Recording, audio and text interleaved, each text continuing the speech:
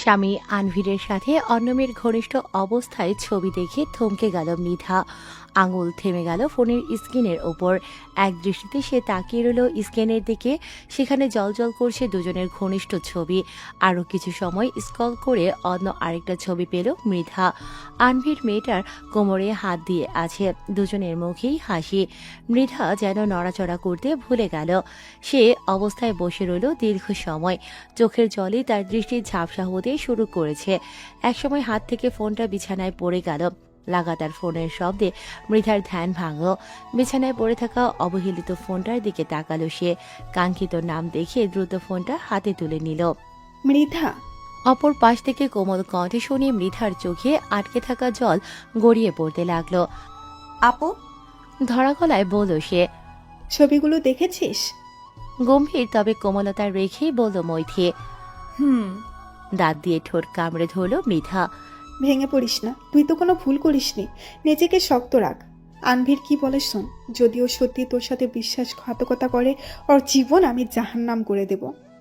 আনভির কখনোই এরকম করবে না আপু, সে আমাকে খুব ভালোবাসে।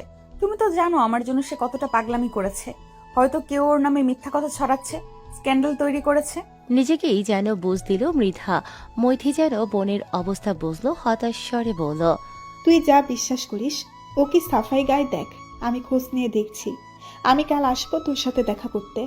লাগবে না আপু, আমি ঠিক আছি। বোনকে আর কিছু বলার সুযোগ না দিয়ে ফোনটা কেটে দিল মৃধা। বিছানা থেকে উঠে আয়নার সামনে দাঁড়ালো। ড্রেসিং টেবিলে হরেক রকম মেকআপ সামগ্রী, সব মৃধার নিজস্ব ব্র্যান্ডের। আয়নায় নিজেকে একবার দেখে সে। অজান্তেই ছবিতে থাকা মেয়েটার সাথে নিজেকে তুলনা করতে লাগলো। আমার মধ্যে কি কমতি আছে আনভির? আমাকে কি এখন তোমার আর ভালো লাগে না?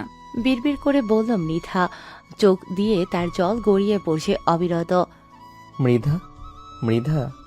আচমকা শোনা গেল আনভিরের কণ্ঠস্বর। তার পায়ের ধূপধাপ শব্দ মৃধা এখান থেকে শুনতে পাচ্ছে।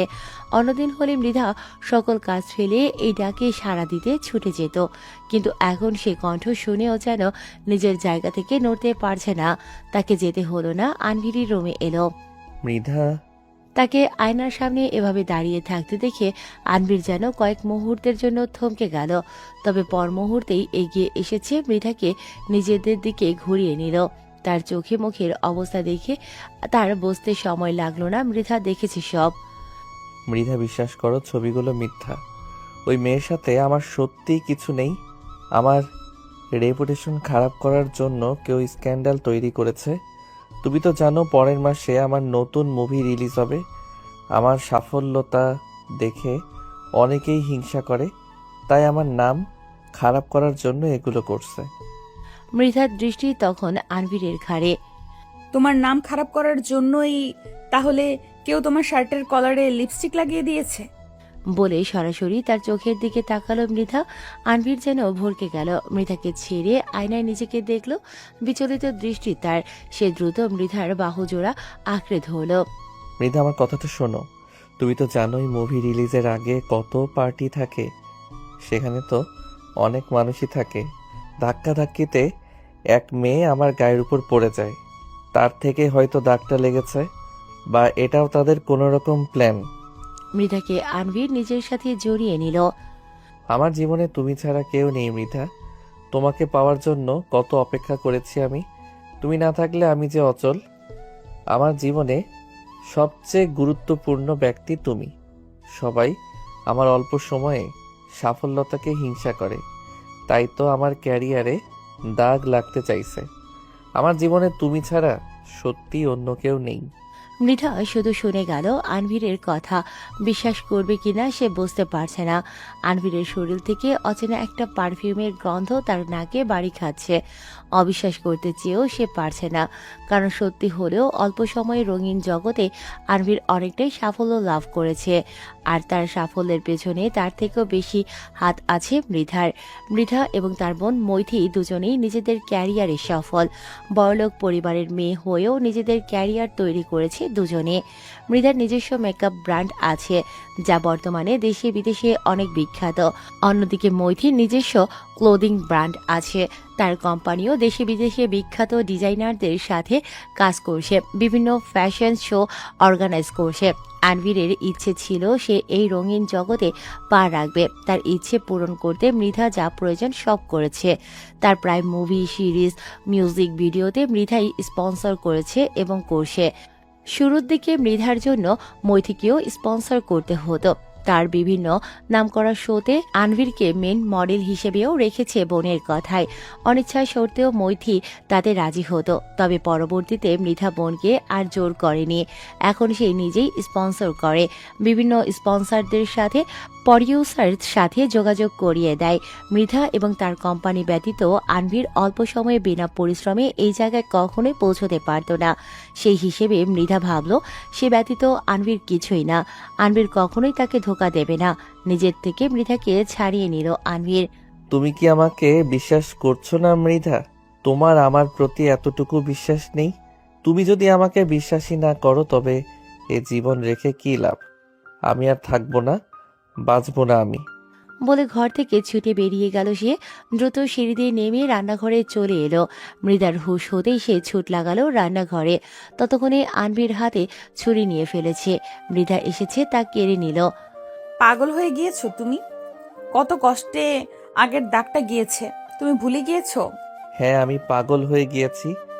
তুমি যদি আমাকে বিশ্বাস না করো তাহলে কে বিশ্বাস করবে আমাকে?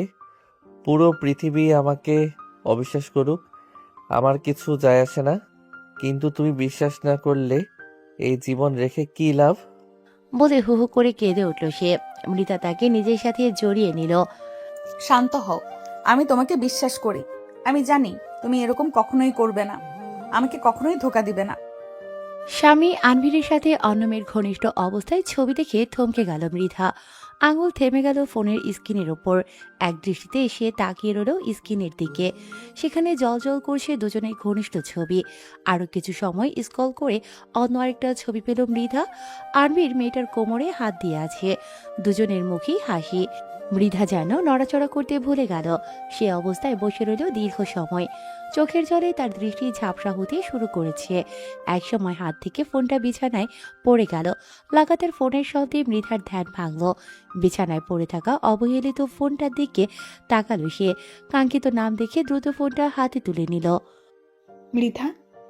অপর পাশ থেকে কোমল কণ্ঠ শুনে মৃধার চোখে আটকে থাকা জল গড়িয়ে পড়তে লাগলো। আপু, ধরা গলায় বলল সে। ছবিগুলো দেখেছিস? গম্ভীর তবে কোমলতা রেখেই বলল মৈথি। হুম। দাঁত দিয়ে ঠোঁট কামড়ে ধরল মৃধা। আনভীর কখনোই এরকম করবে না আপু। সে আমাকে খুব ভালোবাসে, তুমি তো জানো আমার জন্য সে কতটা পাগলামি করেছে। হয়তো কেউ ওর নামে মিথ্যে ছড়াচ্ছে, স্ক্যান্ডাল তৈরি করছে। নিজেকে যেন বুঝ দিল মৃধা। মৈথি যেন বোনের অবস্থা বুঝলো। হতাশ স্বরে বলল।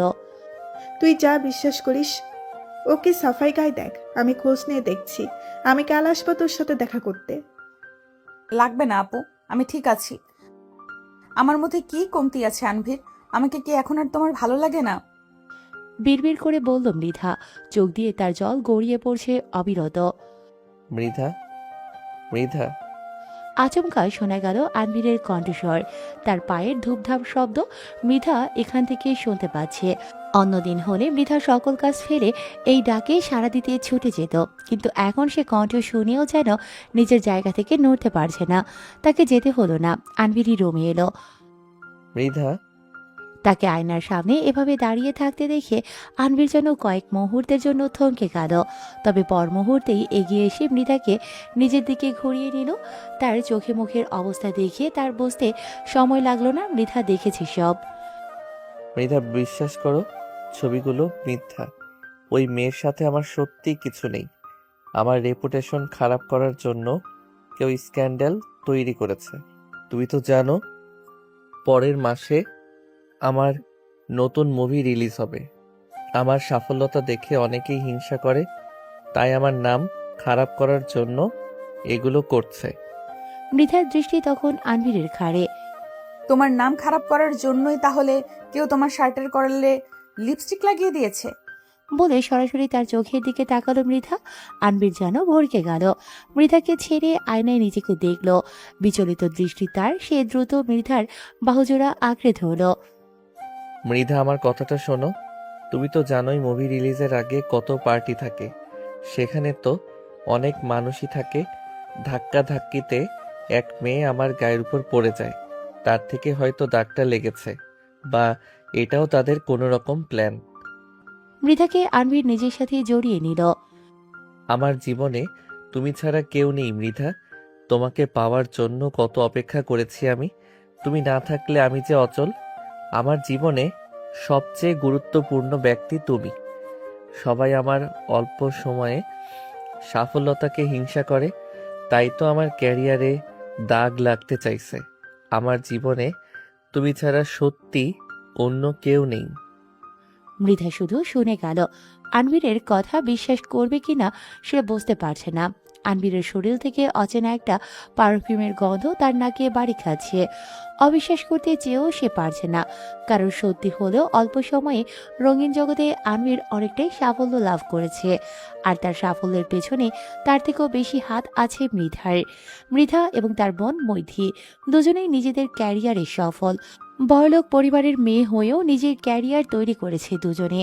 মৃধার নিজস্ব মেকআপ ব্র্যান্ড আছে, যা বর্তমানে দেশে বিদেশে অনেক বিখ্যাত।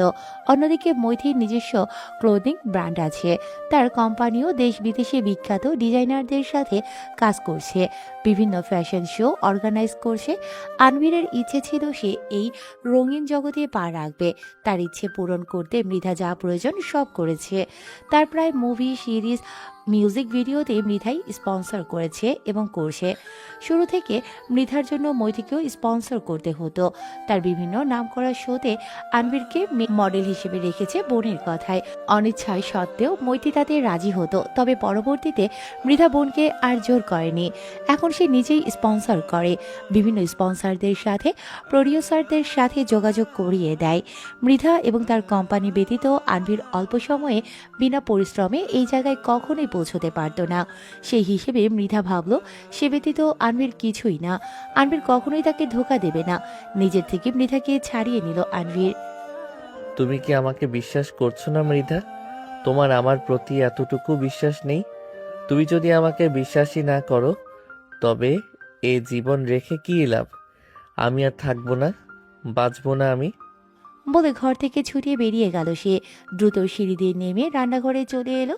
মৃধার হুঁশ হতেই সে ছুট লাগালো রান্নাঘরে। ততক্ষণে আনবীর হাতে ছুরি নিয়ে ফেলেছে। মৃধা এসে তা কেড়ে নিল। পাগল হয়ে গিয়েছো তুমি? কত কষ্টে আগের ডাকটা গিয়েছে, তুমি ভুলে গিয়েছো? হ্যাঁ, আমি পাগল হয়ে গিয়েছি। তুমি যদি আমাকে বিশ্বাস না করো, তাহলে কে বিশ্বাস করবে আমাকে? পুরো পৃথিবী আমাকে অবিশ্বাস করুক, আমার কিছু যায় আসে না। কিন্তু তুমি বিশ্বাস না করলে এই জীবন রেখে কি লাভ? বলে হু হু করে কেঁদে উঠল সে। মৃধা তাকে নিজের সাথে জড়িয়ে নিল। শান্ত হও, আমি তোমাকে বিশ্বাস করি। আমি জানি তুমি এরকম কখনোই করবে না, আমাকে কখনোই ধোকা দিবে না। আমি জানতাম, আর যাই হোক তুমি আমাকে বিশ্বাস করবে। এজন্য তোমাকে আমি এত ভালোবাসি। শক্ত করে মৃধাকে জড়িয়ে ধরল সে। মৃধা এক দৃষ্টিতে মাটিতে পড়ে থাকা ছুরিটার দিকে তাকিয়ে আছে। অতীতের কথা মনে পড়ে গেল তার। সেবারও যখন মৃধা আনবীরের প্রস্তাবে না করেছিল, এ পাগলামিটাই না করেছিল ছেলেটা।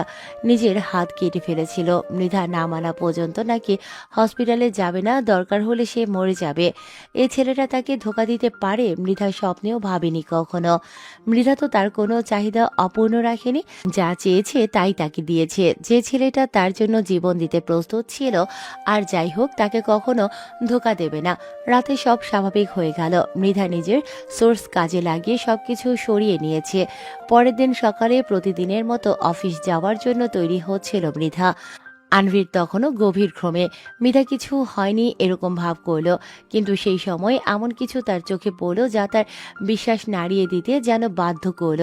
কয়েকদিন আনভীরের পরিহিত কাপড়গুলো ধুয়ে দেওয়ার জন্য বের করেছিল সে। মেড এসে দুজনের কাপড় ধুয়ে দেবে। প্যান্টের পকেটে কিছু থাকতে পারে ভেবে মৃধা সবগুলো পকেট চেক করেছে। সেই সময় পকেট থেকে একটা রেস্টুরেন্টের বিল নিচে পড়ে গেল। সে মাটি থেকে তা তুলে নিল। বিলে অনেক দামি দামি আইটেমের নাম লেখা। মৃধা। মৃধা কিছু বলল না, এক দৃষ্টিতে কাগজটার দিকে তাকিয়ে রইল। সকাল 10টার একটু বেশি। ডাইনিং টেবিলে বসে আছে আনভির, হাতে তার স্যান্ডউইচ, সামনে গ্লাসে দামি জুস, অন্য হাতে সে ফোন চালাচ্ছে, ঠোঁটে তার চওড়া হাসি। কি করছো? চমকে উঠল আনভির, তড়িৎ গতিতে ঘাড় ঘুরিয়ে পেছনে তাকালো। মৃধাকে দেখে ভূত দেখার মতো চমকে উঠল সে। মুখের হাসি মিলিয়ে গেল তার। মৃধার পরনে তার কালো কুর্তি আর সাদা জিন্স, চুলগুলো ক্লিপ দিয়ে খোপা করে রেখেছে। আনভিরের মুখ থেকে সর্বপ্রথম সে কথাটা বের হলো। অফিস যাওনি? মৃধার অধরে মৃদু হাসি ফুটে উঠল। তার হাবভাব এরকম যেন সে আগে থেকেই জানতো আনভির তাকে এই প্রশ্নটাই করবে। আনভিরের মুখোমুখি চেয়ারে বসতে বসতে মৃধা বলল, আমাকে বাড়িতে দেখে খুশি হওনি তুমি? তোমার কাজে ব্যাঘাত ঘটালাম বুঝি? আরে না না বেবি, তুমি কেন আমার কাজে ব্যাঘাত পড়বে? হঠাৎ তোমাকে দেখে চমকে গিয়েছিলাম। কথার মাঝে তাদের বাড়ির হেল্পিং হ্যান্ড মৃধাকে জুস দিয়ে গেল। ম্যাম, আর কিছু লাগবে? না, তুমি এখন যাও। সে চলে যেতেই আনভির প্রশ্নবোধক দৃষ্টিতে মৃধার দিকে তাকালো। তোমার আজ অফিসে কাজ নেই? ছিল, বিদেশি একটা কোম্পানির সাথে অনেক বড় একটা ডিল ছিল, ভালোই প্রফিট হতো সেই ডিলে। তাহলে যাওনি কেন? এত ভালো প্রফিট, তুমি এভাবে হাতছাড়া করলে? তার কণ্ঠে ছিল অন্যরকম বিচলতা ছিল। তা দেখে মৃধা মৃদু হেসে জানতে চাইল, তোমাকে এত বিচলিত দেখাচ্ছে কেন? এত হাইপার হচ্ছ কেন? লস হলে তো আমারই হবে, তুমি এত হাইপার হচ্ছ কেন? আনভির যেন থতমত খেয়ে গেল। আমতা আমতা করে বলল, তুমি ভালো প্রফিট হবে জেনেও ডিল হাতছাড়া করলে, তাই চিন্তায় পড়ে গিয়েছিলাম। এরকম করলে তো কোম্পানিরই ক্ষতি, তাই না? যত ডিল সিকিউর করতে পারবে ততই তোমারই তো লাভ। আমি তো তোমার ভালোই চাই বেবি। আমি জানি তো আমার সুপারস্টার হাজবেন্ড আমাকে নিয়ে অনেক চিন্তা করে, আমার কোম্পানি নিয়ে অনেক চিন্তা করে, তাই তো আমি ঘরে বসেই মিটিং করেছি। ডিল কনফার্ম করেছো তুমি? প্রশ্ন করার সময় আনভিরের চোখ যেন চিকচিক করছিল। মৃধা জুসের গ্লাসে এক চমক দিল। অবশ্যই, আমি কি বোকা এত ভালো অফার হাতছাড়া করব? এটা তো অনেক ভালো খবর। আমি জানতাম তুমি এতটাও বোকা নও যে নিজের ভালো বুঝতে না। টেবিলে থাকা কেকের এক পিস তুলে নিতে নিতে মৃধা বলল, আসলেই নিজের ভালো আমি খুব ভালো করেই বুঝি। মাই হাজবেন্ড মৃধা শেখ নিজের ভালোর জন্যই সবকিছু করতে পারে। বলে কেকের পিসে কামড় বসালো সে। তুমি আজ অফিসে যাওনি কেন? কোম্পানি বন্ধ নাকি? না, কোম্পানি খোলা, তবে আমার অন্য একটা কাজ ছিল, অন্য কারোর সাথে কিছু জিনিস ক্লিয়ার করার ছিল। কার সাথে? আমার তো আজ কোনো কাজ নেই, তাহলে চলো তোমাকে ড্রপ করে দেই। বাইরে যেতে হবে না, কাজটা আমার তোমার সাথেই আছে। আমার সাথে? ভ্রুকুসকে এলো আনভিরের। মৃধা প্যান্টের পকেট থেকে বিলের কাগজটা আনভিরের সামনে রাখলো। টেবিল থেকে কাগজটা তুলে নিয়ে তাতে চোখ বুলালো আনভির। তার চোখে মুখের হাব ভাব যেন পরিবর্তন হয়ে গেল। এই নে, রেস্টুরেন্টের খাবার অনেক মজা। এমনিতে তো তুমি খুব স্বাস্থ্য সচেতন, নিজের ফিগার মেনটেন করো। ওই দিন দেখি সব খাবার দুটো প্লেট করে খেয়েছো, অনেক ঝাল ছিল খাবারগুলো। তোমার যদি এতই ভালো লাগে আমাকে বলনি কেন? আমরা পরের ডেটে এই রেস্টুরেন্টেই যাব, কি বলো? আনভির ঠোঁট দিয়ে জিভ ভিজিয়ে নিল, জোরপূর্বক হাসার চেষ্টা করলো যেন। আরে কি যে বলো তুমি! তুমি তো জানোই আমি নিজের শরীর কত মেনটেন করি। আসলে সেদিন নতুন কাজ নিয়ে একজনের সাথে দেখা করেছিলাম। সে অনেক ফুডি, তাকে সঙ্গ দিতে খুশি করতে গিয়ে এতগুলো খাবার খেতে হয়েছিল। এসব কি বলছো বেবি? তুমি নতুন কাজের জন্য নিজের ফিগার নষ্ট করছো। তোমার কাজ লাগলে আমাকে বলতে, আমি কোনো ডিরেক্টরের সাথে কথা বলিয়ে দিতাম। আমি জানি তো, কিন্তু আমি নিজে কিছু করতে চাইছিলাম। তুমি কি চাও না আমি নিজে কিছু করি? টেবিলের ওপর থাকা মৃধার হাতের উপর হাত রেখে বলল সে। মৃধা নিজের ওপর হাত দিয়ে তার হাত আঁকড়ে ধরল। অবশ্যই চাই। তুমি যা চেয়েছো আমি কি তোমাকে সব দেইনি? তুমি যদি নিজে কাজ খুঁজতে চাও আমার কোনো আপত্তি নেই। আনভিরের ঠোঁটের কোণে হাসির রেখা দেখা গেল। মৃধা তার হাত আরেকটু শক্ত করে ধরল। তাহলে আমরা আমাদের পরের ডেটে এই রেস্টুরেন্টে যাব, কি বলো? তার ঠোঁটের হাসির রেখা যেন মিলিয়ে গেল। দ্রুত গতিতে বলল, না না, এখানে না, আমি তোমাকে আরো ভালো জায়গায় নিয়ে যাব। তুমি থাকো, আমি শাওয়ার নিয়ে আসছি। মৃধার হাত ছাড়িয়ে চলে গেল আনভির। তাড়াহুড়োতে রেস্টুরেন্টের বিলের কাগজটা টেবিলেই ফেলে গেল। মৃধা টেবিলে অবহেলিতভাবে পড়ে থাকা কাগজটার দিকে এক দৃষ্টিতে তাকিয়ে রইল। ম্যাম, হ্যাঁ রুহিন, বলো। কিছু কাগজ দেখতে দেখতে বলল মৃধা। সামনে দাঁড়িয়ে আছে ফর্মাল ড্রেস আপে তার সেক্রেটারি রুহিন। ম্যাম, আপনি আনবির স্যারের কোনো কিছু প্রয়োজন হলে আমার সাথে যোগাযোগ করতে বলেছিলেন। তো কি হয়েছে? আনবির স্যারের এজেন্ট ফোন করেছিলেন। তিনি বলেন আনবির স্যারের মুভি রিলিজ হবে, এর আগে উনি ডিনার পার্টি রাখতে চাইছেন। বেশ বড়, প্রথম সারির সেলিব্রিটি সহ আরও নামি দামি অনেকেই ডাকবেন ওনারে।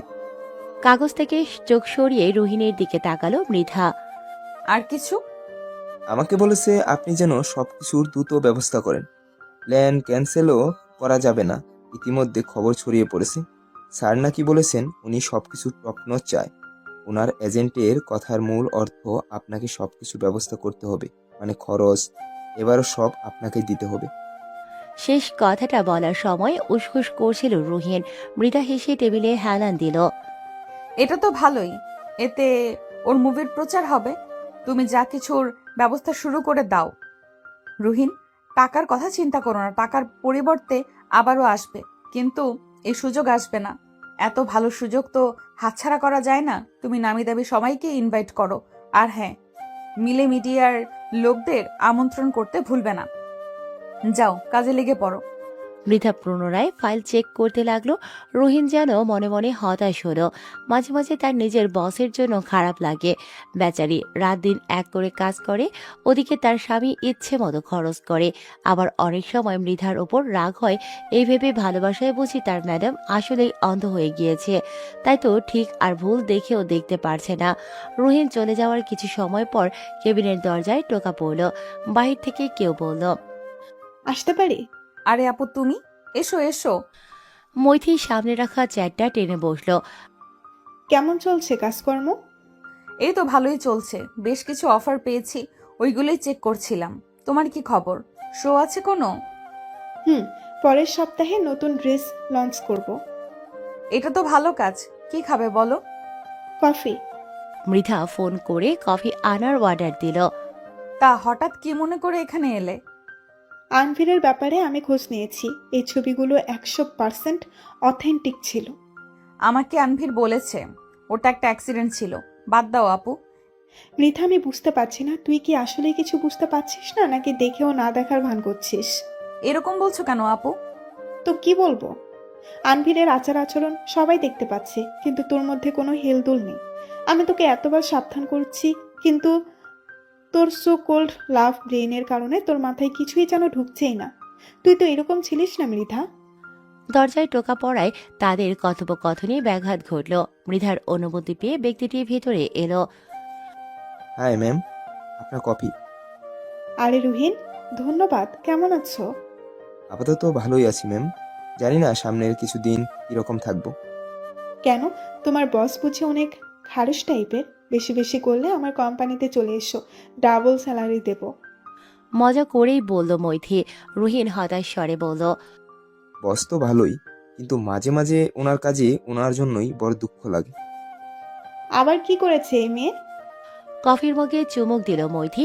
রুহিন কণ্ঠে আরো হতাশা মিশ্রিত করে জানালো, আনবির স্যার আবারও পার্টির আয়োজন করেছেন, আগের চেয়েও অনেক বড়। ওনারা বলেই শেষ। এখন তার দায়িত্ব ম্যামের উপর দিয়েছে। ম্যাম সবকিছুর দেখভাল করার দায়িত্ব নিয়েছেন আমাকে। মৈথি প্রশ্নবোধক দৃষ্টিতে মৃধার দিকে তাকালো। মৃধা মৃদু ধমক দিল রুহিনকে। তুমি যাও এখন। বেচারা রুহিন বকা খেয়ে দ্রুত কেবিন থেকে বেরিয়ে গেল। মৈথি রাগী স্বরে জানতে চাইল, এসব কি মৃধা? আবারও কয়েক লক্ষ টাকা তুই খরচ করছিস এসবে? এসব তোর কষ্টের টাকা। এভাবে তুই খরচ করতে থাকলে তোর কোম্পানির পথে বসতে সময় লাগবে না। আনভিরের পার্টি দেওয়ার ইচ্ছে থাকলে নিজের উপার্জন করার টাকাই দিক। আজ পর্যন্ত কোনোদিন দেখলাম না নিজের উপার্জনের টাকায় তোকে কিছু দিতে। উল্টো তোর টাকায় তোকে উপহার কিনে দিয়ে তোকে ভুলিয়ে রাখে আর ইচ্ছে মতো খরচ করে। তোর কাজকর্মে এবার আমি সত্যিই হতাশ মৃধা। মৈথির কথা শুনে মৃধা চুপচাপ বসে রইল। কয়েক সেকেন্ড পর ঠোঁটের কোণে হালকা হাসি রেখে বলল, তুই আবারও বেশি চিন্তা করছিস আপু। সব ঠিক আছে, ওর একটু মোচমস্তি করতে পছন্দ করে। ও তো আর ছোট বাচ্চা না, ওকে আমি আটকাবো, তুই চিন্তা করিস না। ঠিক আছে, আনবিলিভেবল। মৈথি বিরক্ত হয়ে চেয়ার ঠেলে উঠে দাঁড়ালো। তোর মতো মেয়ে কিভাবে যে এরকম হয়ে গিয়েছে আমি নিজেই বুঝ আসছে না। যা ইচ্ছে কর, তবে মনে রাখিস আগুন নিয়ে খেলতে গেলে হাত পুড়বেই। তুই যদি দেখেও না দেখার ভান করে থাকিস তবে বেশি সময় লাগবে না বিপদ তোর উপর আসতে। কিছু কিছু সময় অবিশ্বাস করাটাও নিজেদের জন্য মঙ্গল। মৈথি চলে গেলে মৃধা গভীর নিঃশ্বাস ফেলল। চোখে এক মুহূর্তের জন্য অদ্ভুত মনোভাব ফুটে উঠল। পার্টির দিন হলরুম ভরে গেছে ঝলমলে আলো আর সাজসজ্জায়। বিদেশি ওয়াইনের গ্লাস হাতে মানুষের ভিড়, তার হাসি, গল্প, ব্যবসায়িক আলাপে ব্যস্ত। একপাশে সাজানো টেবিলে নানা রকম খাবারের গন্ধ ছড়িয়ে গিয়েছে। তার পাশে স্টেক, পাস্তা, স্যুপ, কোনায় সাজানো নানা রঙের ককলেট। মৃধা একে একে সবার সঙ্গে হাসি মুখে কথা বলছে। ফর্মাল ড্রেস ছেড়ে আজ সে শাড়ি পরেছে। মোটামুটি সবাই চলে আসার পর আনভির মঞ্চে উঠিয়ে মাইক্রোফোন হাতে নিল। আপনাদের সবাইকে ধন্যবাদ আজকের অনুষ্ঠানে আসার জন্য। আমি চাই আজকের রাত, আজকের এই পার্টি আপনাদের যেন চিরদিন মনে থাকে। পেছনে সব স্ক্রিনের দিকে ইশারা করে সে আবারও বলল, আজকের পার্টির মূল উদ্দেশ্য শীঘ্রই রিলিজ হতে যাওয়া মুভির লিড হিসেবে আমার পক্ষ থেকে এই সামান্য আয়োজন। এখন স্ক্রিনে মুভির কিছু অংশ এবং আমাদের পুরো টিমের সুন্দর কিছু মুহূর্ত আপনাদের সামনে রাখতে চলেছি। Please enjoy the party. Anvir নেমে এলো। স্ক্রিনে ভিডিও শুরু হলেও প্রথমে সবার পরিচয়, এরপর মুভির কিছু অংশ, তারপর কিছু বিহাইন্ড দ্য সিন। সবাই হাততালি দিচ্ছে, মিডিয়ার লোকজন ভিডিও করছে, ছবি তুলছে। হঠাৎ ভিডিও থেমে গেল এক ঝটকায়। পরের সেকেন্ডে স্ক্রিনে ফুটে উঠল অন্য এক দৃশ্য। আনভিরের সাথে এক অজানা মেয়ের ঘনিষ্ঠ ছবি। তারপর আরেকটি ছোট্ট ভিডিও যেখানে তাকে কারোর সাথে দেখা যাচ্ছে কোনো হোটেলে প্রবেশ করতে। আচমকা পুরো পরিবেশ নিস্তব্ধ হয়ে গেল। কয়েক সেকেন্ডের ক্লিপটাই যেন যথেষ্ট ছিল ভিড়কে চুপ করে দেওয়ার জন্য। কেউ কেউ অবাক হয়ে তাকাচ্ছে, কেউ ফোন বের করে রেকর্ড করছে, আবার কারো চোখে তাচ্ছিল্যের ঝিলিক কিংবা নিজের লাভের আশায় খুশির আমেজ। ফিসফাস শব্দ ভেসে আসতেই শুরু করেছে। ওটা কি আনবীর? মনে হচ্ছে তাই। মেয়েটাকে মুভির কোনো কাস্ট তো মনে হচ্ছে না। বোঝাও তো যাচ্ছে না মেয়েটার চেহারা। আনভির যেন হঠাৎ জমে গেল। হাতে ধরা ওয়াইনের গ্লাসটা কাঁপছে, তার গলার স্বর কাঁপছে, চেয়েও কিছু বলার শক্তি পাচ্ছে না সে। ভিডিওটা ইতিমধ্যেই শেষ হয়ে গেছে, আবার মুভির ফুটেজ চলতে শুরু করেছে। আনভিরের মুখের রং মুহূর্তেই উড়ে গেল যেন। দ্রুত স্টেজে উঠে মাইক্রোফোন হাতে নিয়ে কাঁপা গলায় বলল, এটা আপনারা যা ভাবছেন এরকম কিছুই না। আপনারা যা ভাবছেন এরকম কিছুই না, এটা মিসআন্ডারস্ট্যান্ডিং। Please come down. তার কথা শেষ হওয়ার আগেই আবারও ভিড়ের মাঝে ফিসফাস শুরু হলো। তার কথা কেউ আপাতত কানে নিচ্ছে না বোঝাই যাচ্ছে। আনভির চারপাশে তাকালো, তার যেন শ্বাস বন্ধ হয়ে আসছে। অজানা কারণে তার চোখে আতঙ্ক স্পষ্ট। একজন সিনিয়র অতিথি হালকা ঠাট্টা করে বলে, আনভির বেচারা ভুলে গিয়েছে এই যুগের ক্যামেরা থেকে বাঁচা মুশকিল। ভিড়ের মাঝে থেকে আরেকজন বলে উঠল, ভিডিওটা যদি সত্যি হয় তাহলে তো মৃধা বেচারি। এই নাটক সিনেমার জগৎ কত যে রং তামাশা হয়। একজন তৎক্ষণাৎ ফোন বের করে বলল, দাঁড়াও, এটা আমি রেকর্ড করছি। তার দেখা দেখি আরেকজন বলল, এটা তো সরাসরি স্টোরিতে দেবার মতো কন্টেন্ট। কেউ টুইট করছে, কেউ ইনস্টাগ্রামে স্টোরি দিচ্ছে। কয়েক মিনিটের মধ্যে নোটিফিকেশনের শব্দে ঘর ভরে গেল। ভিডিও ইতিমধ্যেই পোস্ট শেয়ার হতে শুরু করেছে। আনভিরের মুখে স্পষ্ট অস্থিরতা।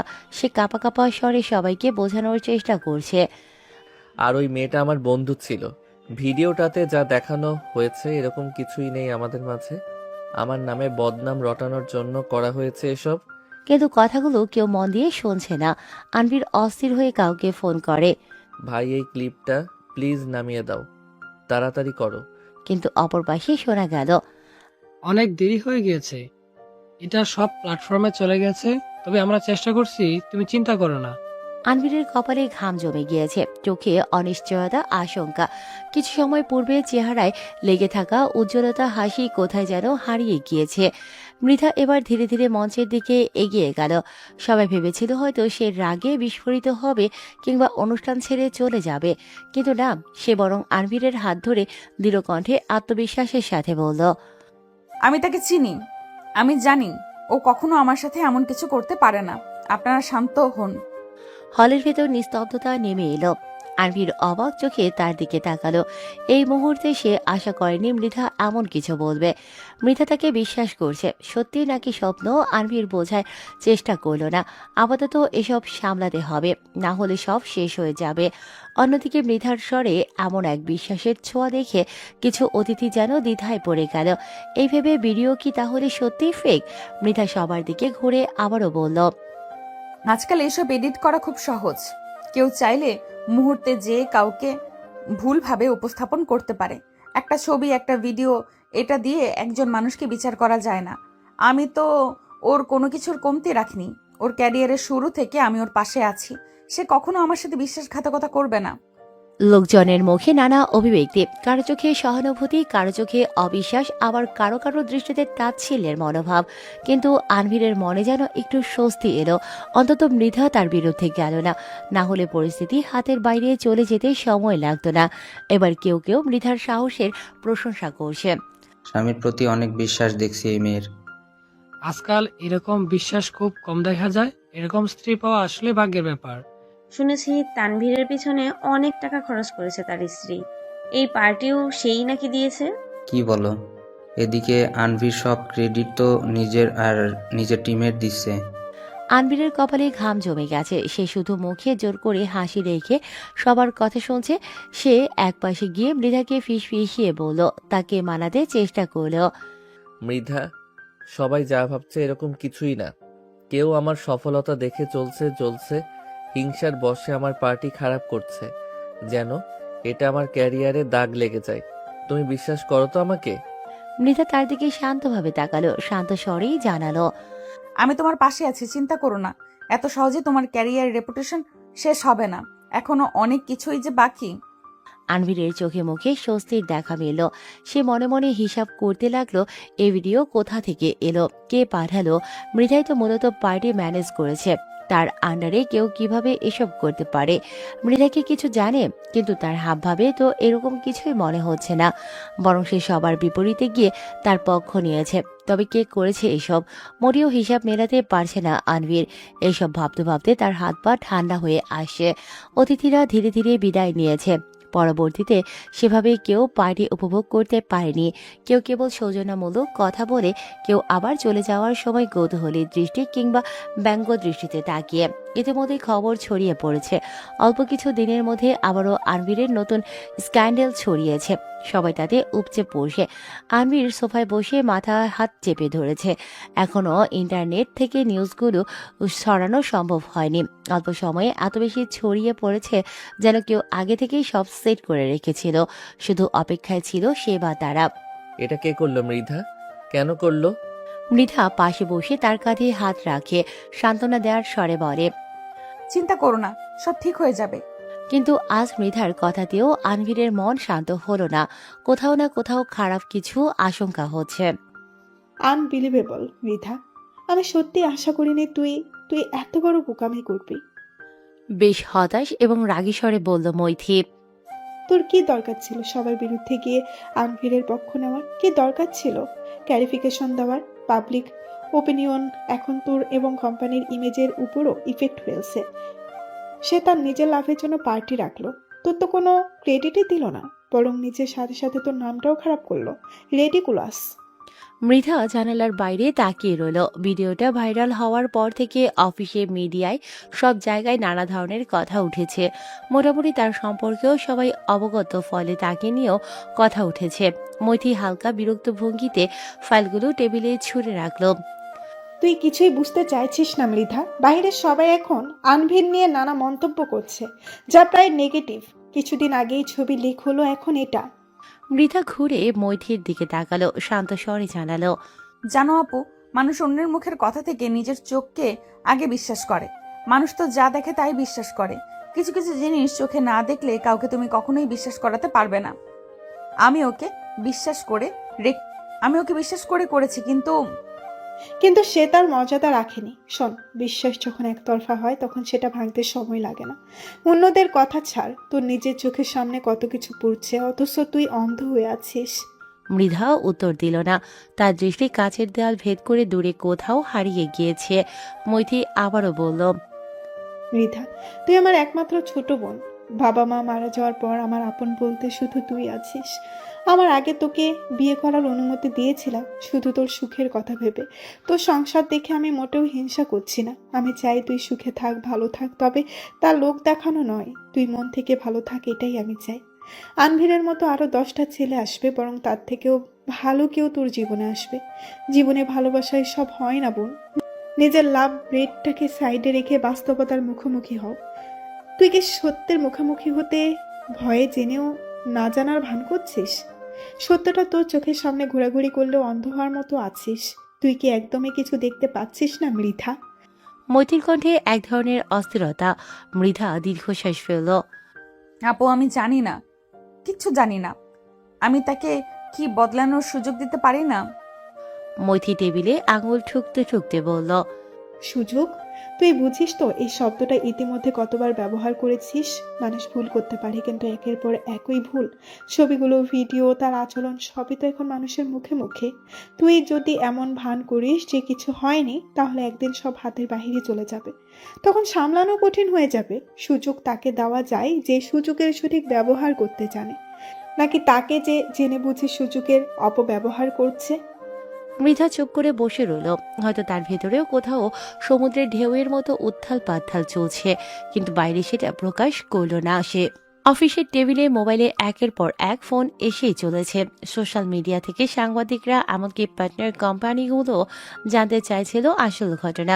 কিছু অনলাইন নিউজ পোর্টাল তো চমকপ্রদ হেডলাইন নিয়ে নিউজও করে ফেলেছে। রুহিন বেচারার সব দিকে সামলাতে সামলাতে ক্লান্ত হয়ে পড়েছে। ম্যাম, 3টা বড় ক্লায়েন্ট আপাতত ডিল ক্যান্সেল করতে চাইছে। এই স্কাউন্ডালের কারণে ওদের ব্র্যান্ড ভ্যালু ক্ষতিগ্রস্ত হতে পারে। এই আশঙ্কায় ওনারা পিছিয়ে যাচ্ছেন। মৃধার ভ্রু কুঁচকে গেল। মাথার ভেতর ব্যথায় টনটন করতে লাগলো। গলার স্বর গম্ভীর করে সে বলল, সেলস ডিপার্টমেন্টকে 1 ঘন্টার মধ্যে মিটিং রুমে আসতে বলো। রুহিন দ্রুত বেরিয়ে গেল। মৃধা গভীর নিঃশ্বাস ফেলে চেয়ারে হেলান দিল। উদাস দৃষ্টিতে সিলিং এর দিকে তাকিয়ে রইল সে। বিগত কয়েকদিনের সেলস অ্যানালাইসিস বলো। ম্যাম, গত 2 দিন ধরে কিছুটা সেল ড্রপ করেছে। মাঝে মাঝে বাড়লেও বেশিরভাগ সময় ড্রপ করেছে। কারণ? রুমে উপস্থিত সকলে একে অপরের দিকে তাকালো। মৃধা তা দেখে শান্ত স্বরেই বলল, তোমরা মতামত দাও, দ্বিধা করো না।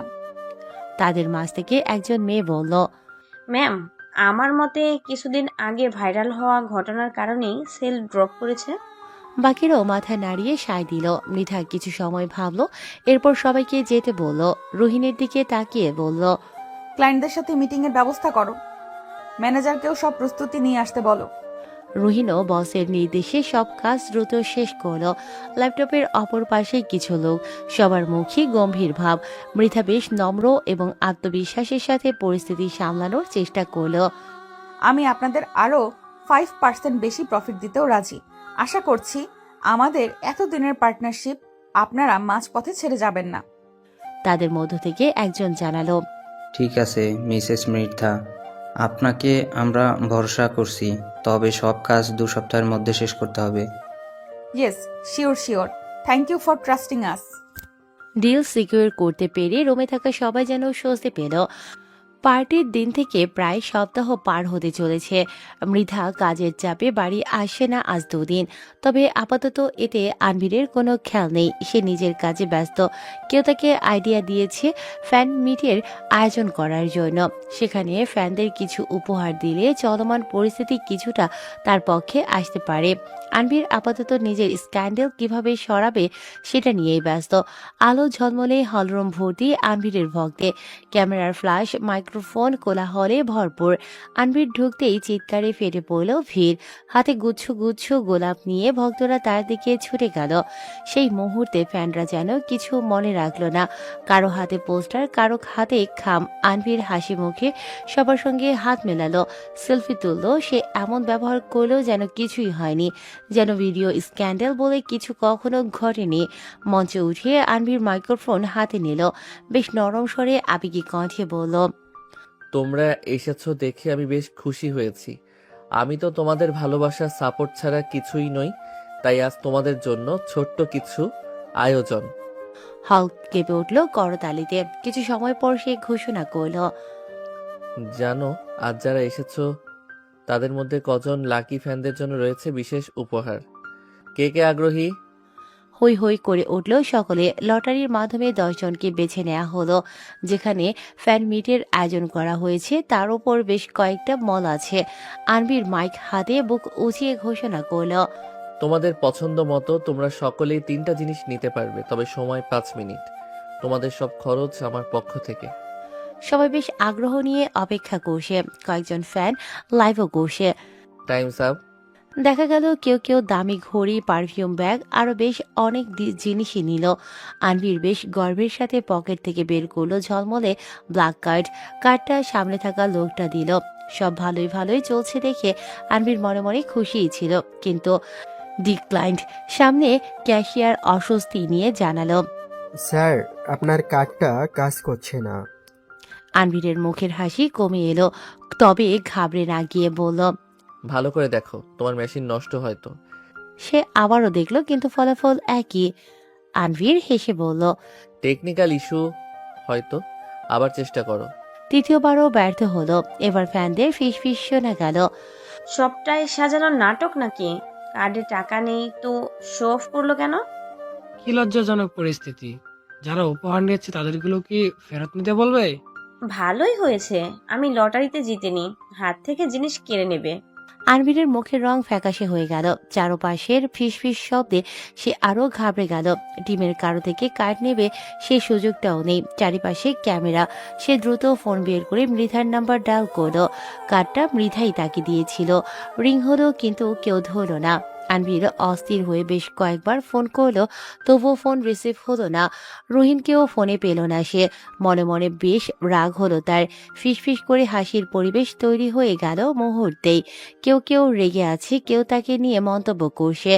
আনভির মাথা ভারী হয়ে এলো। সে বুঝতে পারছে আজ তার সব পরিকল্পনা এক মুহূর্তেই ব্যর্থ হয়ে যেতে পারে। একদিকে ফ্যানদের মন্তব্য, অপরদিকে টিম মেম্বারদের ইশারা। সব মিলিয়ে আনভির একটা সিদ্ধান্তেই এসে পৌঁছালো। বিল কত হয়েছে? 5,80,000 টাকা, স্যার। দাম শুনে আনভিরের হার্ট অ্যাটাক করার উপক্রম। এত টাকা, এত টাকার জিনিস কিনেছে এরা? সে সচরাচর মৃধার কার্ড ব্যবহার করে বলে পে করার আগে বিল সম্পর্কে জানতে চায় না, কিন্তু এখন নিজের কার্ড থেকে পে করতে হবে। এছাড়া আর কোনো উপায় নেই তার কাছে। অন্য কোনো কার্ড যে তার কাছে নেইও। নিজের কার্ডটা হাসি মুখে এগিয়ে দিল সে, তবে মুখে হাসি রাখলেও মনে মনে বেশ ক্ষুব্ধ সে। Pure people. বিল পে হয়ে গেল। এবার পরিবেশ কিছুটা শান্ত হলো। সবার মুখভাবে পরিবর্তন এলো, তবে আনভির মোটেও খুশি নয়। সে মনে মনে মৃধার উপর ভীষণ রেগে আছে, ভীষণ। সময়ের সাথে সাথে রাত গভীর হচ্ছে। চারিপাশে অদ্ভুত নীরবতা ছেয়ে আছে। লিভিং রুমে হালকা আলো জ্বলছে। দরজা খোলার শব্দ শোনা গেল। মৃধা ধীরে পাশে নিজের ক্লান্ত শরীরটাকে টেনে ভেতরে ঢুকলো। টানা কাজ করে তার শরীরটা যেন আর চলছে না। জুতো খুলে ব্যাগটা সোফায় রাখলো সে। ডাইনিং টেবিল থেকে পানি পান করলো। সেই সময় আনভিরের কণ্ঠেও শোনা গেল, এতদিনে তোমার আসার সময় হলো, আরো কিছুদিন পরে ফিরতে। তার কণ্ঠে যেন ব্যঙ্গার্থ ভাব ছিল। মৃধা স্বাভাবিক কণ্ঠেই বলল, অর্ডারের চাপ ছিল, টাইম লিমিট কম ছিল, তাই ফেরার সময় পাইনি। এতটাই ব্যস্ত যে আমার ফোনটাও ধরার সময় পেলে না। বাহ। তোমার কি হয়েছে আবার? এত রাতে না ঘুমিয়ে বসে আছো কেন? তুমি কি কিছুই জানো না, নাকি না জানার ভান করছো? কি বলছো তুমি? পরিষ্কার করে বলো। আজকের ফ্যান মিটের কথা শুনেছো নিশ্চয়ই। ও হ্যাঁ, তোমার ফ্যান মিট ছিল, রুহিন বলেছিল। কেমন হয়েছে? সব ঠিকঠাক ছিল? ভালো, বেশ ভালো। তোমার ফোন কি বানের জলে ভেসে গিয়েছিল? এসব কোন ধরনের কথা আনভির? তুমি এরকম ঠ্যাস মেরে কথা বলছো কেন আমি বুঝতে পারছি না। কপাল কুঁচকে জানতে চাইল মৃধা। তো আর কি আশা করছো তুমি? তোমাকে কতবার ফোন করেছি আমি হিসেব আছে?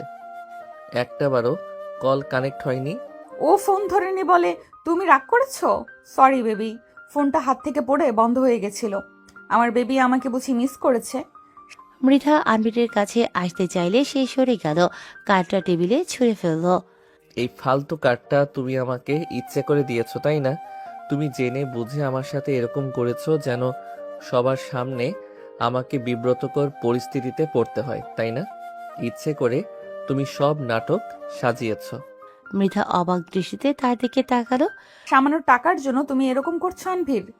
এই তুমি আমাকে ভালোবাসো, আমার কার্ড দিয়ে পে করতে পারোনি বলে তুমি আমার সাথে এত বাজে ব্যবহার করলে? টাকা তো তোমার কাছেও ছিল, তোমার কাছে তো তোমার নিজের কার্ডটাও ছিল। তুমি এত তো টাকা ইনকাম করো, আমিও তোমাকে সব দিয়েছি, তাও সামান্য কয়েকটা টাকার সাথে তুমি এরকম ব্যবহার করছো। আনভির, আমি কি সত্যিই তোমার কাছে টাকার মেশিন? লোকে যা বলে তাই কি সত্যি? আমার প্রতি তোমার কেয়ার ভালোবাসা সবই তবে মিথ্যা? সবই কি টাকার কাছে তুচ্ছ? মৃধার চোখ দিয়ে টপ টপ করে পানি ঝরতে লাগলো। আনভির তার দেখে ঘাবড়ে গেল। সে দ্রুত এগিয়ে এসে মৃধাকে নিজের সাথে জড়িয়ে নিল। বেবি আই এম সরি, কান্না করো না। আসলে রাগের মাথায় ওসব বলে ফেলেছি। প্লিজ বেবি, কান্না বন্ধ করো। রাগের মাথায় মানুষ তো নিজের আসল রূপটাই দেখায়, সত্যিটাই বলে। তার মানে এটাই আমার প্রতি তোমার মনোভাব? না না, তুমি ভুল বুঝছো। আসলে এই সময়ে এমন পরিস্থিতি তৈরি হয়ে গিয়েছিল, সে সময় তুমিও ফোন ধরনি দেখে আমার রাগ হয়েছিল, মানে অভিমান হয়েছিল। I am sorry baby. সত্যি? চোখ তুলে তাকালো সে। হুম, একদম সত্যি। তোমার টাকা পয়সা এসব থেকেও তোমাকে আমি বেশি ভালোবাসি। আমার তো তোমার জন্য বেশি চিন্তা হচ্ছিল। মিথ্যা বলছো না তো? আরে না, কি যে বলো। তবে তুমি হঠাৎ কার্ড বন্ধ করে দিলে কেন? মৃধা ধাক্কা দিয়ে আনভিরকে নিজের কাছ থেকে সরিয়ে দিল। চোখ মুখ কুঁচকে বলল। তুমি না একটু আগেই বললে তুমি আমার কথাই বেশি চিন্তা করো, তবে আবার কার্ডের কথা তুলছো কেন? আনভির মৃধার বাহুতে হাত রাখলো। আরে বেবি, আমি তো তোমার কথা চিন্তা করি বলেই জানতে চাইছি। তুমি তো আগে কখনো এরকম করনি, হঠাৎ এরকম হওয়ার কারণ কি? কোনো সমস্যা হয়েছে? কোম্পানির ফান্ড নেই বললেই চলে। কোম্পানির অবস্থা ভালো না, তাই তো এই কয়েকদিন বাড়িতে আসতে পারিনি। টাকা নিয়ে সমস্যা হওয়ার কারণে ব্যাংক কার্ড বন্ধ করে দিয়েছে। বেশ দুঃখী দুঃখী কণ্ঠে জানালো মৃধা। আনভির যেন চমকে উঠল। কি বলছো তুমি? কবে ঠিক হবে এসব? জানি না, যা টাকা আছে তা দিয়ে নতুন ডিলের প্রজেক্ট তৈরি করতে হবে। কোম্পানিতে বেতন দিতে পারবো কিনা তাও সন্দেহ। আনভির অবিশ্বাস্য চোখে মৃধার দিকে তাকিয়ে আছে। তার বিশ্বাস হচ্ছে না, এত নামি দামি মেকআপ ব্র্যান্ড কোম্পানি কিভাবে এরকম পরিস্থিতি হলো। তোমার ব্র্যান্ড না ফেমাস, হঠাৎ এরকম হলো কেন? আগেও ছিল তোমার স্ক্যান্ডেল, যখনই বের হতো তখনই সেল কমে যেত। আর পার্টিতে হওয়া ঘটনার পর অনেক বাজে ভাবে সেলফ ড্রপ করেছে। সবকিছু ম্যানেজ করতে গিয়ে এরকম হলো। কবে ঠিক হবে এসব? ব্যাংক কার্ড কবে ঠিক করবে? জানি না। আনভির কিছু সময় চুপ থেকে আবারও বলল। তুমি তোমার বোনের থেকে সাহায্য নাও, তার তো ভালোই বিজনেস হচ্ছে। লাভ নেই, আপু কিছুদিন আগে শো করেছে, অনেক টাকা খরচ হয়েছে তাতে। এখন তার পক্ষেও আমাকে সাহায্য করা সম্ভব না। আনভির আর কিছু বলল না, কিছুটা বিরক্ত দেখাচ্ছে তাকে। মৃধা তার আরেকটু কাছে এসে বসলো। কিছু বলছো না যে? তুমি কি আমার উপর রাগ করেছো? আমার কাছে টাকা নেই বলে কি তুমি রাগ করেছো? কাঁদো কাঁদো স্বরে বলল মৃধা। আনভির হালকা হেসে তাকে নিজের সাথে জড়িয়ে নিল। আরে না, এসব কি বলছো তুমি? আমি তো এমনিতেই জানতে চাইছিলাম। তোমার যা তা তো আমারও, তাই না? তোমার কোম্পানির এই অবস্থা শুনে আমার চিন্তা হচ্ছিল। থাক, বেশি ভেবো না। তুমি মন দিয়ে কাজ করো, সব ঠিক হয়ে যাবে। তুমি থাকলেই আমি খুশি। তুমি এখন আর রাগ করে নেই তো? না, একদম না। ঘড়ির কাঁটা তখন 3টে ছুঁই ছুঁই। রুমের বারান্দায় দাঁড়িয়ে আছে আনভির, বারান্দার গ্লাসটা টানা। হ্যালো, এতদিনে তাহলে আমার কথা মনে পড়লো? তাই মাঝরাতে অপর প্রান্ত থেকে এক মেয়ের কণ্ঠ শোনা গেল। আনভিরের কাউচে গা এলিয়ে দিল, বসলো। তোমার কথা তো আমার সব সময় মনে পড়ে বেবি, কিন্তু কি করব বলো? চাইলেই কি তোমার কাছে ছুটে যেতে পারি? হয়েছে হয়েছে, আর মিথ্যা সান্ত্বনা দিতে হবে না। আমার কাছে তুমি আসোই তো নিজের দরকার হলে। আমার কথা কি তোমার এমনি এমনি মনে পড়ে? আরে কি যে বলো, তুই তো জানোই তোমাকে আমি কতটা ভালোবাসি। তা না হলে তোমার কাছে ছুটে যেতাম? ছুটে তো তুমি ওই মৃধার কাছেও যাও, তাকেও বুঝে এই কথাই বলো?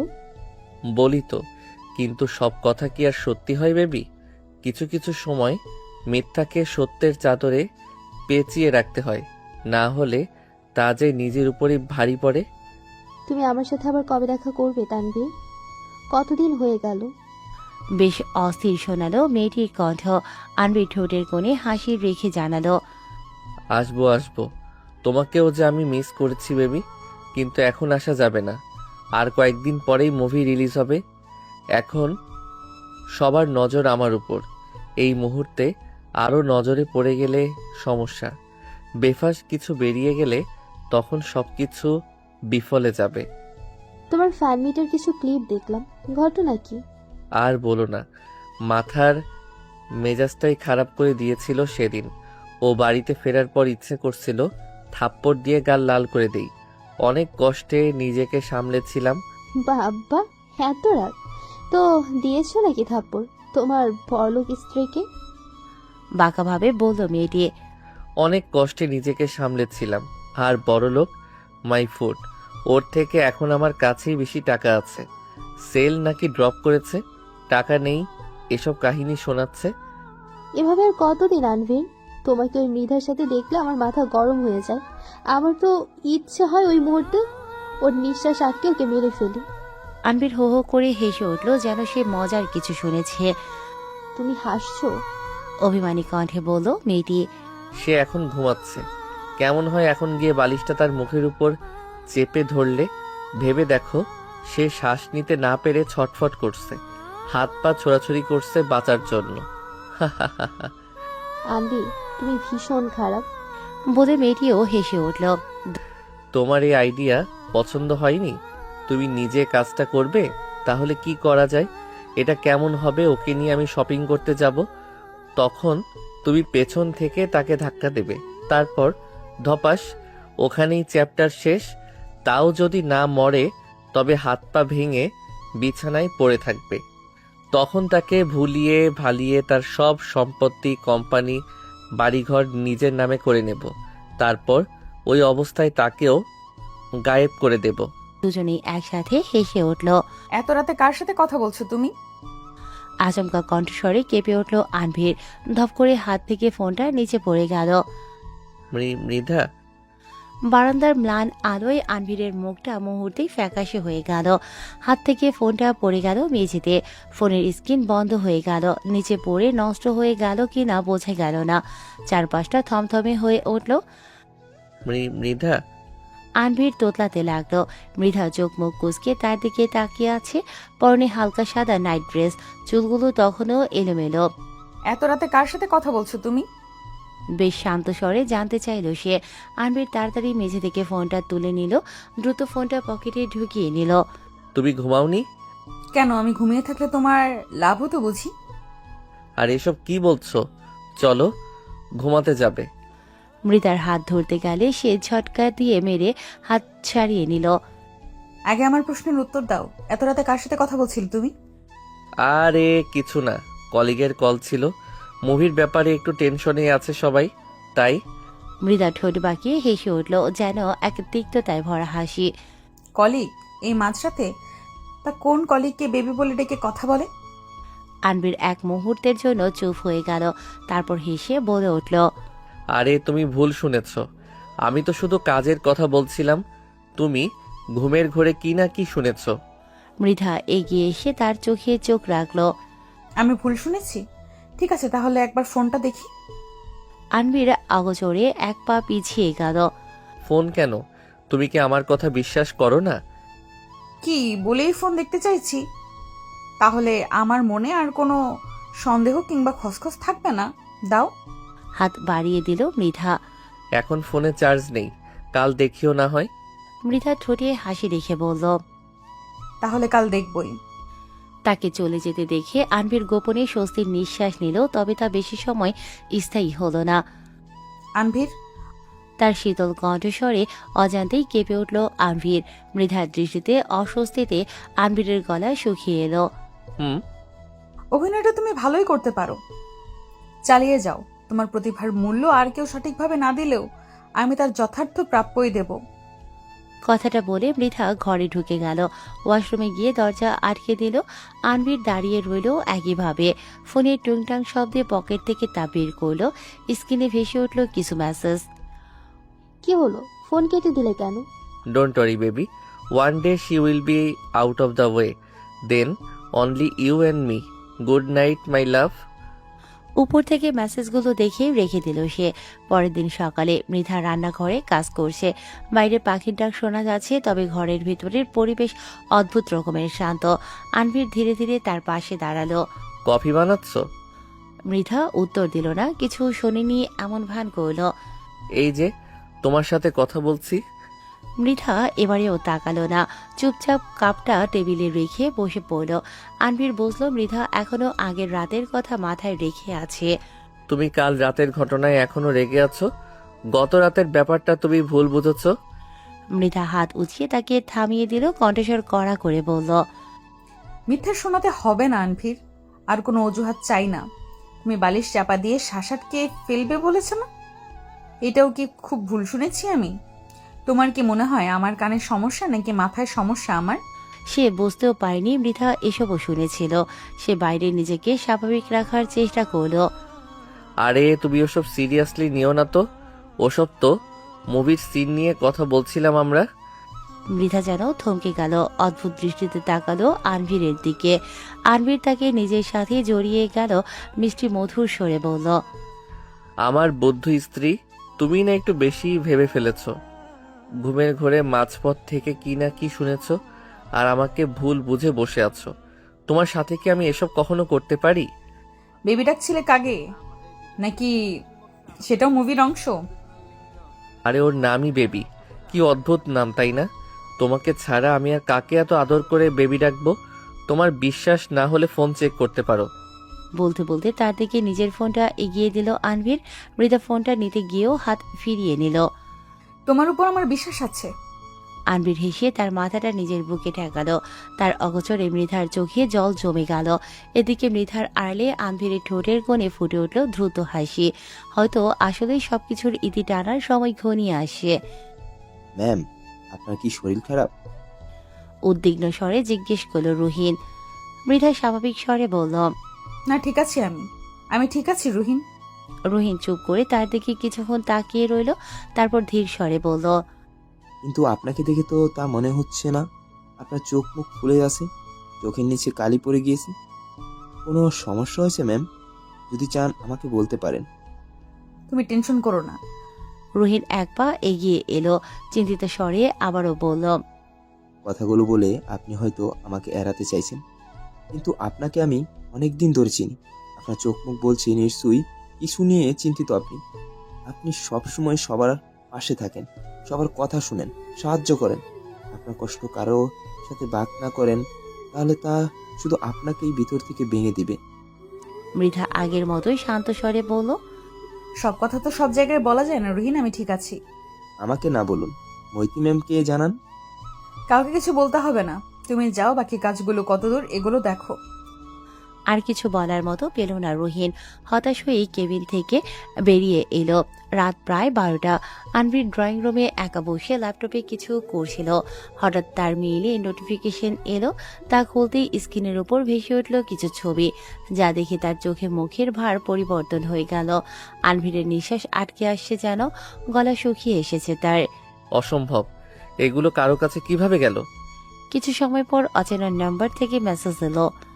মিস্টার আনবির, আপনার এই ছবিগুলো যদি মিডিয়ায় পৌঁছে যায় বুঝতেই পারছেন কি হবে। আপনি এমনিতেই আলোচনায় আছেন। আপনার সিনেমা রিলিজের সময় ঘনিয়ে আসছে। কেরিয়ার যদি প্রিয় হয়ে থাকে তাহলে ভালোই ভালো 2 দিনের মধ্যে 70 লক্ষ টাকা জোগাড় করুন। টাকা যদি সময় মতো ব্যবস্থা না হয়, পরিণতি কিন্তু আপনার কল্পনার বাইরে হবে। মেসেজটা পড়ে আনভিরের বুক কেঁপে উঠল, গলা শুকিয়ে কাঠ হয়ে গেল। মনে হলো সে জনম জনমের পিপাসায় ভুগছে, তৃষ্ণা বুঝি তার প্রাণ চলে যাওয়ার উপক্রম। কে হতে পারে? কিভাবে এসব ছবি পেল? বিড়বিড় করে সে। এরই মাঝে আবারও আরেকটি মেসেজ এলো। ভাবছো কারো কাছে সাহায্যের জন্য যাবে? পুলিশের কাছে যাবে? যাও, তবে মনে রেখো একবার খবর বেরিয়ে গেলে মিডিয়া, সোশ্যাল মিডিয়া সব জায়গায় এগুলো পাঠিয়ে দেব। তোমার নাম ডাক তোমার প্রিয় না হলে যাও। আমি তো ভুলেই গিয়েছিলাম তুমি যাবেই বা কার কাছে। কাউকে বলার মতো সুযোগটাই যে তোমার কাছে নেই। 2 দিন সময় দিলাম, কিভাবে কি করবে ভেবে দেখো। সময় মতো কাজ না হলে ছবিগুলো তোমার স্ত্রী মৃধাকে সবার আগে পাঠাবো। আনভিরের গলায় শুকিয়ে গেল। সে ফোনটা টেবিলে ছুঁড়ে ফেলে দিল। মাথা ঘুরছে তার। সব শেষ হয়ে যাবে যদি এসব ফাঁস হয়।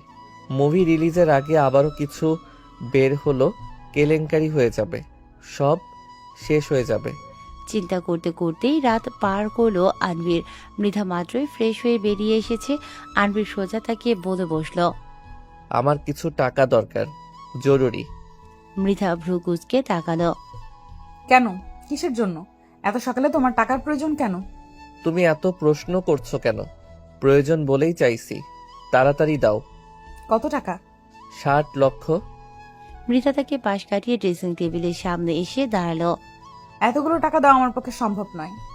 আনভির দাঁতে দাঁত চেপে ধরল, রাগী স্বরে বলল। তুমি আমাকে বিশ্বাস করো না তাই না? সামান্য কটা টাকার জন্য তুমি আমার সেই এরকম করছো? মৃধা নির্লিপ্তভাবে জানালো। বিশ্বাসের কথা এখানে নয় আনভির। এতগুলো টাকা তোমাকে আমি দিতে পারবো না। কোম্পানির অবস্থা এমনিতেই ভালো নয়। যা টাকা আছে তা দিয়ে নতুন প্রোডাক্ট তৈরি করতে হবে। ক্লায়েন্টকে প্রয়োজন থেকে বেশি প্রফিট অফার করতে হচ্ছে। কোম্পানির এতগুলো মানুষ, তাদের বেতন সময় মতো দিতে হবে। ব্যাংকও আমার অনেকগুলো কার্ড বন্ধ করে রেখেছে। আমাকে সবার কথা চিন্তা করতে হবে আনভির। এই মুহূর্তে হুট করে এতগুলো টাকা তোমাকে দেওয়া সম্ভব হবে না। তার কথায় আনভিরের মাথায় যেন বজ্রপাত হলো। চোখে মুখে অস্থিরতা, আতঙ্কের ছাপ ফুটে উঠল। তাহলে এখন কি হবে? এতগুলো টাকা আমি কোথায় পাবো? আনভিরের বুকের ভেতরটা কাঁপতে লাগলো। সে ভেবেছিল মৃধা থেকে বেশ কিছু টাকা নিয়ে বাকিরা তার থেকে দেবে, কিন্তু এখন তো সব উল্টে গেল। এই 2 বছরে যা জমিয়েছে, কয়েকটা অ্যাড এবং 2-3টা মুভি করে যা অর্জন করেছে, খরচ করে সব মিলিয়ে মোটে তার কাছে 1 থেকে 1.5 কোটি টাকা আছে। তার থেকে যদি এতগুলো টাকা ব্ল্যাকমেলার দিয়ে দিতে হয়, তবে তার তো সব শেষ হয়ে যাবে। আনভির যেন সবকিছু অন্ধকার দেখছিল। মনে হচ্ছিল তাকে চারপাশ থেকে কিছু চেপে ধরেছে। নিঃশ্বাস নিতেও যেন তার কষ্ট হচ্ছিল। অল্প আলোতে নিজেকে আড়াল করে রেখেছে আনভির। দৃষ্টি তার কিছুটা দূরে থাকা টেবিলে আবদ্ধ। সে এখন একটা 5 তারকা হোটেলের 3য় ফ্লোরে অবস্থান করছে। সেখানে একটা রেস্টুরেন্ট আছে যেখানে নামি দামি লোকেদের আসা যাওয়া লেগে থাকে। যেহেতু এই রেস্টুরেন্টে বড় বড় মানুষরা আসে, তাই কমন টেবিল ছাড়াও বেশ কিছু প্রাইভেট রুমও আছে।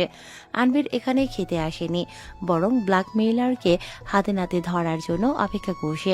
অনেক কষ্টে মনে পাথর চাপা দিয়ে নিজের অ্যাকাউন্ট থেকে টাকা তুলেছে ব্ল্যাকমেইলারকে দেওয়ার জন্য। টাকার ব্যাগটার কথা মতো টেবিলের নিচে রেখেছে সে, তবে রেখে চলে যায়নি, লুকিয়ে আছে হাতে নাতে ধরার জন্য। এত সহজে তার এতদিনের জমানো টাকা হাতছাড়া করতে পারবে না, হতে দেবে না সে। তবে এছাড়াও আরেকটা কারণ আছে। তার মনে আচমকা সন্দেহের ছোঁয়া লেগেছে মৃধাকে নিয়ে। ইদানিং মৃধার আচরণ তার সুবিধার মনে হচ্ছে না। আগে যে মেয়ে যে সে কিছু বলার সাথে সাথে দায়নি হাজির করত, এখন এটা ওটা বলে তা এড়িয়ে চলে। সেদিন টাকা চাওয়ার পরে মুখের ওপর না করে দিল। এতে আনভিরের রাগ এবং সন্দেহ দুটোই হলো। সে তো ভেবেই রেখেছে যদি মৃধা এই ব্ল্যাকমেলারের পেছনে থাকে, তবে তাকে মোটেও ছাড়বে না, ডানা একেবারে কেটে দেবে, যেন আর কোনোদিন ফরফর করার সাহস না হয়। আচমকা তার নজর এলো কেউ টেবিলটার পাশ দিয়ে চলে গিয়েছে। সেই মহিলার হাতে একটা ট্রলি ছিল। তার ধ্যান আসতে আসতে মহিলা দূরে চলে গেল। আনভির ছুটে এলো, হাত ধরে মহিলার পথ আটকে দিল। ব্যস্ত এবং রাগী স্বরে প্রশ্ন করল, কে পাঠিয়েছে তোমাকে? কি সব বলছেন? হাত ছাড়ুন আমার। আনভির হাত ছেড়ে ট্রলিটা উল্টে পাল্টে দেখে উপরে নিচে কোনো জায়গা বাদ রাখেনি সে। আরে কি করছেন? জিনিসগুলো এলোমেলো করছেন কেন? ব্যাগটা কোথায়? কোথায় লুকিয়ে রেখেছো ব্যাগটা? কিসের ব্যাগের কথা বলছেন? আমি কোনো ব্যাগ দেখিনি। কার কথায় কাজ করছো তুমি? কত টাকা দিয়েছে সে তোমাকে? আমি দ্বিগুণ দেব, শুধু ব্যাগটা ফেরত দাও। মাথা খারাপ হয়ে গেছে নাকি? কিসের ব্যাগের কথা বলছেন? আমি কোনো ব্যাগ দেখিনি, আর না কারো কথায় কাজ করেছি আমি। আমাকে কেউ কোনো টাকা দেয়নি। আমি তো এই হোটেলেই কাজ করি। বুক ধপ করে উঠল আনভিরের। কয়েক পা পিছিয়ে গেল সে। মহিলাটি তাকে বকতে বকতে ট্রলি ঠেলে চলে গেল। আনভির যেন এবার চোখে অন্ধকার দেখছে। শেষ, সব শেষ। বিড়বিড় করলো সে। এক প্রকার টলতে টলতেই বাড়িতে এলো আনভির। ধপ করে সোফায় বসে পড়ল। মাথা আপাতত তার ফাঁকা। কি করবে, কি হতে যাচ্ছে বা হচ্ছে, কিছুই তার মাথায় ঢুকছে না। ফোনের শব্দে কেঁপে উঠল আনভির। কাঁপা কাঁপা হাতে পকেট থেকে তা বের করে চেক করলো। টাকা ঠিকই আছে, তুমি বেশি চালাকি করে ভালো করনি, এর মূল্য তোমাকে দিতে হবে। এখন কিছুদিন রেস্ট করো, এরপর ছোটা শুরু হলে নিঃশ্বাস নেওয়ার সুযোগটাও হয়তো পাবে না। Bye bye superstar Anvir. Mail পড়ে আনভিরের নিঃশ্বাস ভারী হয়ে এলো। মনে হলো অদৃশ্য কেউ তার কানের কাছে উচ্চস্বরে হাসে। অজান্তে কেঁপে উঠল সে। আরে বাহ, হিরো সাহেবের এতদিনে আমার কথা মনে পড়লো। আমাকে মিস করছিলে? আমার কথা ভেবে ভেবে ঘুম হারাম হয়ে গেছিল নাকি? আনভির বিরক্ত নিয়ে বলল, চুপ করো, বাজে কথা বলবে না। এমনিতেই সমস্যায় আছে, আর তুমি মজা করছো। তোমার আবার কি সমস্যা? তোমার কাছে তো টাকার মেশিন আছে, হাতের মুঠোয় পাওয়ার আছে, আঙ্গুল নাড়ালে সব মিথ্যা গায়েব হয়ে যাবে। আমাদের ছবি তুলেছে কেউ, এছাড়া অন্য মেয়েদের সাথে আমাদের ছবিও আছে। এগুলো লিক করবে বলে ব্ল্যাকমেইল করছে। মেয়েটা হেসে উঠল। আর নতুন কি? এমনিতেও তোমার কিছু ছবি ভাইরাল হয়ে গিয়েছে, আবারও যদি হয় তবে আগের মতোই ম্যানেজ করে নেবে। সমস্যা যদি এতই সহজ হতো তাহলে এত চিন্তার কিছু ছিল না, কিন্তু এটা এতটাও সহজ নয়। ব্ল্যাকমেইলার আমার সম্পর্কে আরো অনেক কিছু জানে, আর সে মৃধাকে জানিয়ে দেবে বলে হুমকি দিচ্ছে। এতগুলো টাকা দিলাম, কিন্তু তার হাব ভাবে আমার মনে হচ্ছে না এত সহজে সবকিছু মিটমাট হবে। তাহলে কি করবে এখন? সবকিছু শেষ হয়ে যাচ্ছে। বুঝতে পারছি না। তাকে ধরার জন্য লুকিয়েছিলাম, কিন্তু তাও কিভাবে জানি আমার চোখের সামনেই ব্যাগটা নিয়ে চলে গেল। আমি কাউকেই দেখতে পাইনি, কিন্তু ব্ল্যাকমেইলার আমার কাজকর্ম যেন সব নজরে রাখছে। তুমি হিরো শাস্তি গিয়েছিলে তাই না? ব্ল্যাকমেলার ধরতে চেয়েছিলে? ওরে বাবা, সিনেমায় যেমন ভিলেনকে ধরা যায়, বাস্তবে কি এত সহজ? সিনেমা হোক আর রিয়েল লাইফ, খুঁজে তো আমি বের করবই। আমার পথের কাঁটা যেই হবে তাকে উপড়ে ফেলতে। তোমার কাউকে সন্দেহ হচ্ছে? সময় নেব না। আমার কেন যেন মৃধার আচরণে সন্দেহ হচ্ছে। মৃধা, তুমি না বলেছিলে সে তোমার উপর বিশ্বাস করে, তোমাকে কখনোই অবিশ্বাস করবে না? এখন কি হলো জানো? খানিক ব্যঙ্গ করে বলল মেয়েটি। জানি না, তবে কোথাও না কোথাও আমার খটকা লাগছে। তাহলে এখন কি করবে? যদি তোমার সন্দেহ সত্যি হয় তাহলে সব শেষ, বিপদ আমাদের মাথার উপর ঘুরছে। কিন্তু আমি নিশ্চিত নই। সন্দেহ থেকে তাড়াহুড়ো করে কোনো পদক্ষেপ নিলে পরে যদি হিতে বিপরীত হয় তখন? তোমার সন্দেহ নিশ্চিত হতে একটা উপায় আমার কাছে আছে। কি? মৃধার ব্যাংক অ্যাকাউন্ট চেক করে দেখো। যদি সত্যি সে এসবের পেছনে থাকে তবে এতে সব পরিষ্কার হয়ে যাবে। আনভিরের পছন্দ হলো আইডিয়াটা। খারাপ বলনি। যদি আসলে তোমার সুন্দরী বউ টের পেয়ে যায় তখন কি করবে? কি আর করব, কাউকে জানানোর আগে তাকেই দুনিয়া থেকে নাই করে দেব। শোনো, বর্তমানে তোমার বউ তোমার দুর্বলতা, তার নামেই সব টাকা, সব প্রপার্টি। ওকে সহায়তা না পারলে তুমি এক কদমে এগোতে পারবে না। তবে তাকে হুট করে সরিয়ে দিলেও কিছুই তোমার হাতে আসবে না, উল্টো সন্দেহের কেন্দ্রবিন্দুতে চলে আসবে তুমি। আনভির কিছু বলল না, তবে তার চোখে রাগের ছোঁয়া দেখা গেল। তাহলে কি করব এখন? সে কিছু করবে তার আগে আমাদের প্রস্তুতি নিয়ে রাখতে হবে। যদি সত্যি সে এসবের পেছনে থাকে তবে তোমাকে সাবধানে থাকতে হবে। সে নিশ্চয়ই তোমার উপর নজর রাখছে। যদি সত্যি সে এসব করে তবে তোমার প্রথম কাজ হবে ওকে ভেতর থেকে ভেঙে দেওয়া, মানসিকভাবে অসুস্থ প্রমাণ করো। তখন কে আর তাকে বিশ্বাস করবে? তুমি সহজেই সব কাগজপত্র দখলে নিতে পারবে। পাগল প্রমাণ করা, এটা খারাপ আইডিয়া না। তুমি তো নামই অভিনেতা, অভিনয় তোমার রক্তে মিশে আছে। ওকে প্রতিদিন একটু একটু করে ভেঙে দাও, এমন পরিস্থিতি তৈরি করো যাতে মনে হয় ও হ্যালুসিনেট করছে। দরকার পড়লে এমন ওষুধ দাও যেগুলো খেলে সে অদ্ভুত জিনিস দেখতে শুরু করবে, কিন্তু পরবর্তীতে রিপোর্ট তার উপস্থিতি পাওয়া যাবে না। তারপর তারপর এমন কিছু করতে হবে যেন সব কিছু আমাদের ফেভারে চলে আসে। একটা অ্যাক্সিডেন্ট, যেন কেউ সন্দেহ না করে। সবার কাছে যা হবে শুধুই একটা অ্যাক্সিডেন্ট। আমিরের চোখ যেন জল করে উঠল। কুৎসিত ভাবে হেসে উঠল সে। তার হাবভাবে মনে হচ্ছে সে হয়তো আরো বড় কোনো ঘৃণ্য পরিকল্পনা করছে। পরবর্তী এক সপ্তাহ আনবির অনেক কলা কৌশল করে মৃধার ব্যাংক স্টেটমেন্ট বের করল। তার প্রতিটা কর্মকাণ্ডে নজর রাখল শকুনের মতন, কিন্তু সর্বশেষ যা তার হাতে এলো তাতে সে অবাক না হয়ে পারল না। একটি সপ্তাহ ধরে শকুনের মতো মৃধার প্রতিটি কাজকর্ম নজরে রেখেছিল আনবির। বিভিন্ন কলা কৌশলে টাকা খরচ করে ব্যাংক স্টেটমেন্ট বের করল সে, কিন্তু শেষমেশ যা হাতে এলো তা দেখে আনবির হতাশই হলো। সোফায় গা এলিয়ে দিয়ে মাথা চেপে ধরল আনবির। এটা কিভাবে সম্ভব? কোথাও সন্দেহ করার মতন কিছুই নেই। কোনো লেনদেন হয়নি? হয়েছে, তবে তার ক্লায়েন্টের সাথে। যা লেনদেন হয়েছে তার উপযুক্ত সোর্স আছে। ফোনের ওপাশ থেকে মেয়েটি বলল, আমি তো আগেই বলেছিলাম, হয়তো মৃধা এখনো কিছুই জানে না। তুমি শুধু শুধু টেনশন মাথায় নিয়ে সব প্ল্যান গন্ডগোল করে ফেলছো। আনবির ঠোঁট কামড়ে বলল, তবে যাই হোক, এবার যা করার তাড়াতাড়ি করতে হবে। ভেবেছিলাম আরো কয়েক বছর সময় নিয়ে কাজটা করব, কিন্তু আর অপেক্ষা করলে কিছুই হাতে থাকবে না। বেশি তাড়াহুড়া করলে যদি বুঝতে পেরে যায়? পাবে না। আমি ওর সামনে ভালোবাসার অভিনয় করলে ও কিছুই সন্দেহ করবে না। কি করবে তুমি? আনবির বলতে গিয়েও কেন যেন চুপ হয়ে গেল। আমি করব আমার মতো, তুমি আপাতত এসবের বাইরে থাকো। তোমার যা ইচ্ছে করো, কিন্তু আমার সাথে দেখা করবে কবে? এবার কিন্তু আমি কোনো বাহানা শুনবো না। করব কয়েকদিন পর, এখন রাখো। ফ্রেশ হয়ে স্কিন কেয়ার করছিল মৃধা। সে সময়ে আনবির একটা দুধের গ্লাস টেবিলে রাখলো, মৃধাকে পেছন থেকে জড়িয়ে ধরল। তোমার আবার কি হলো? ও মা, আমি কি আমার বউকে জড়িয়ে ধরতে পারি না? পারো, তবে কি মনে করে ধরেছো সেটাই প্রশ্ন। সব সময় কি কারণ লাগে নাকি? তাহলে আমি ঘুমাতে যাচ্ছি। আনবিরের হাত সরিয়ে দিয়ে বলল মৃধা। আনবির দ্রুত তার হাত টেনে ধরল। মৃধার প্রশ্নবোধক চাহনি দেখে সে দ্রুত গ্লাসটা তার সামনে এগিয়ে দিল। এটা কি?